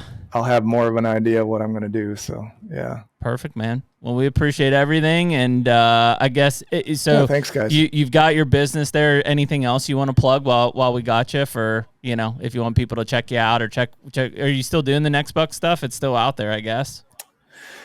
Yeah, I mean, it's out there in the standpoint if somebody wants a DVD and emails me, happy to send it to them. I'm not actively pushing that stuff. I don't know how many people still have DVD. We got to get players, that and I stuff have on no- digital download, man. That's what you need. I know, right? I've thought about I need that. a signed. but I need a signed don't seem to copy have of the one of time those in the DVDs. day. Yeah. What? I need a signed copy of one of those DVDs. Oh yeah, no problem. That's what I No need. problem. I'll send you a set. Yeah. I keep it up and running, but no, beyond that, if anybody needs website help, that's my bread and butter and where my expertise is. And What's the website for that? on erdodystudios.com is my website. Yep. It's like a lot of- ERDODY. I don't. Yeah, ERDODY studios.com. Cool. So yeah, appreciate it. Right on, man. I'll keep you in yeah, my Rolodex. So. Thanks, guys. The HUNTR Podcast is brought to you by Better Backstrap. Well, one thing that's undeniable, man, is you and I both like to eat. And so we're going to be Clearly. partnering with the Better Backstrap this year to have the best seasonings possible for our meat this summer. Yeah. Well, dude, when it comes to venison, it's like you've heard me talk about before. It's like, what does the preparation for all this look like and stuff? And it's like, I really want to make a point of eating more venison moving forward. And some of the Better Backstrap mixtures have made it super easy. Yeah, and so we've got kind of 3 core mixtures. You've got your original Better Backstrap, which is for that grilling of your backstrap or tenderloins or anything like that. You've got your classic taco mix. Can't go wrong with tacos. Can't go wrong with that. And then you've got your standard SPG in the orange can. Well, SPG and down the hatch. There you go. So right now, if you go to betterbackstrap.com, you can use the code HUNTR15 to get 15% off any of your orders on the seasonings, and there'll probably be more coming out here throughout the year. Get yourself a Better Backstrap. Very cool, man. Jarrod Erdody, everyone. I really enjoyed that. Hill Country Box. Big full circle moment there. Yeah, pretty cool. Yeah, dude, that video had a big impact on us. Well, like I said, it was it did, and it was just like even today watching it, like I'm learning and taking things. In fact, I have I don't know if I've probably got it over my office. I printed out a topo of my Ohio farm after watching that, and I was marking all my leewards on different winds and like where I thought bedding was, and like I was going through and planning on shed hunting those this year. But yeah, it was so. Well, the cool thing about those things is it was so far ahead of the curve. Like everybody was doing entertainment, and these guys are like, "Ooh, we should do like education." Now, if you look at YouTube, that's what's successful. Is like this education, the Jeff Sturgises, the Higgins, the Grant Woods, the Bill Winkies. It's not just entertainment; they're teaching you strategy. Well, I'm trying to remember what even was like what was the strategy before that? Was it just purely sign based? It was. We knew edges. We're like, oh, deers are creatures of edge, right? And we're like, okay, fence rows. I sat in the same wooden 2x4 stand. Regardless of wind, but regardless of morning or evening. Yeah, but by the time this, like the years leading up to this coming out, there was strategy. We're like, hey, there's a logging road, there's like an edge, there's sign, a pinch, a scrape, a pinch, So we had that kind of like in our minds, but we did not understand anything about bedding beds. Frankly. No, the leeward ridges and why they were bedding there and stuff. That was a completely different. I killed a buck in 2007 in Mississippi on an inside corner and it was classic, like clear cut on one side, inside corner of the field on the other, created like an undoubted pinch. No cameras, right? I just went in and climbed up. It's a spot. And I killed one. I think it was opening day actually. It was super early. And but that was more of like just terrain based looking at. Besides wind of like knowing how those deer, like there was no real understanding of, well, those deer were bedded here and they're moving from here, right? That didn't exist until really taking in a lot of consideration of what these guys were doing. Yeah. Even, and no knock to them, but even the Grant Woods and the Bill Winkies, like they didn't really get into, like they got into a lot of creating that stuff, but not why they were there and at different situations when they were using it. Yeah. That was what, Hill Country was doing and those guys were doing at the Blood Brothers outdoor side of things in Next Buck. Yeah. Well, there's like a level of aggressiveness that was like we didn't even know existed. We're like, because you can't get aggressive if you don't know. It was hunting with a purpose. Yeah. Well, we were just, because we hunted based on what we knew. We're like, well, they come to food source. They like acorns. They like edge. There's a scrape here. All right, got it. But we didn't understand, like, okay, well, walk that back and understand what, types of sign there is. Like what type, how they're going to mainly bed in these, because that is the hub of the wheel, so it's like if you can work back, work the spokes back to, and then get in a fringe of this, like your odds of seeing something in daylight is much higher, and that requires a mobility. I don't think aspect. that ever even crossed my mind, like the daylight thing. I just was like, they're moving or they're not. Yeah, they were either moving or they're not. Like I wasn't thinking about getting closer to their bed necessarily. Yeah, wild, man. So cool of Jarrod to get on there. And like I said, we'll get something more into like strategy and execution here, but just good conversation. I hope everyone enjoyed it. And appreciate everyone listening to episode 255 of HUNTR Podcast. And we'll catch you all next week. Later. Take me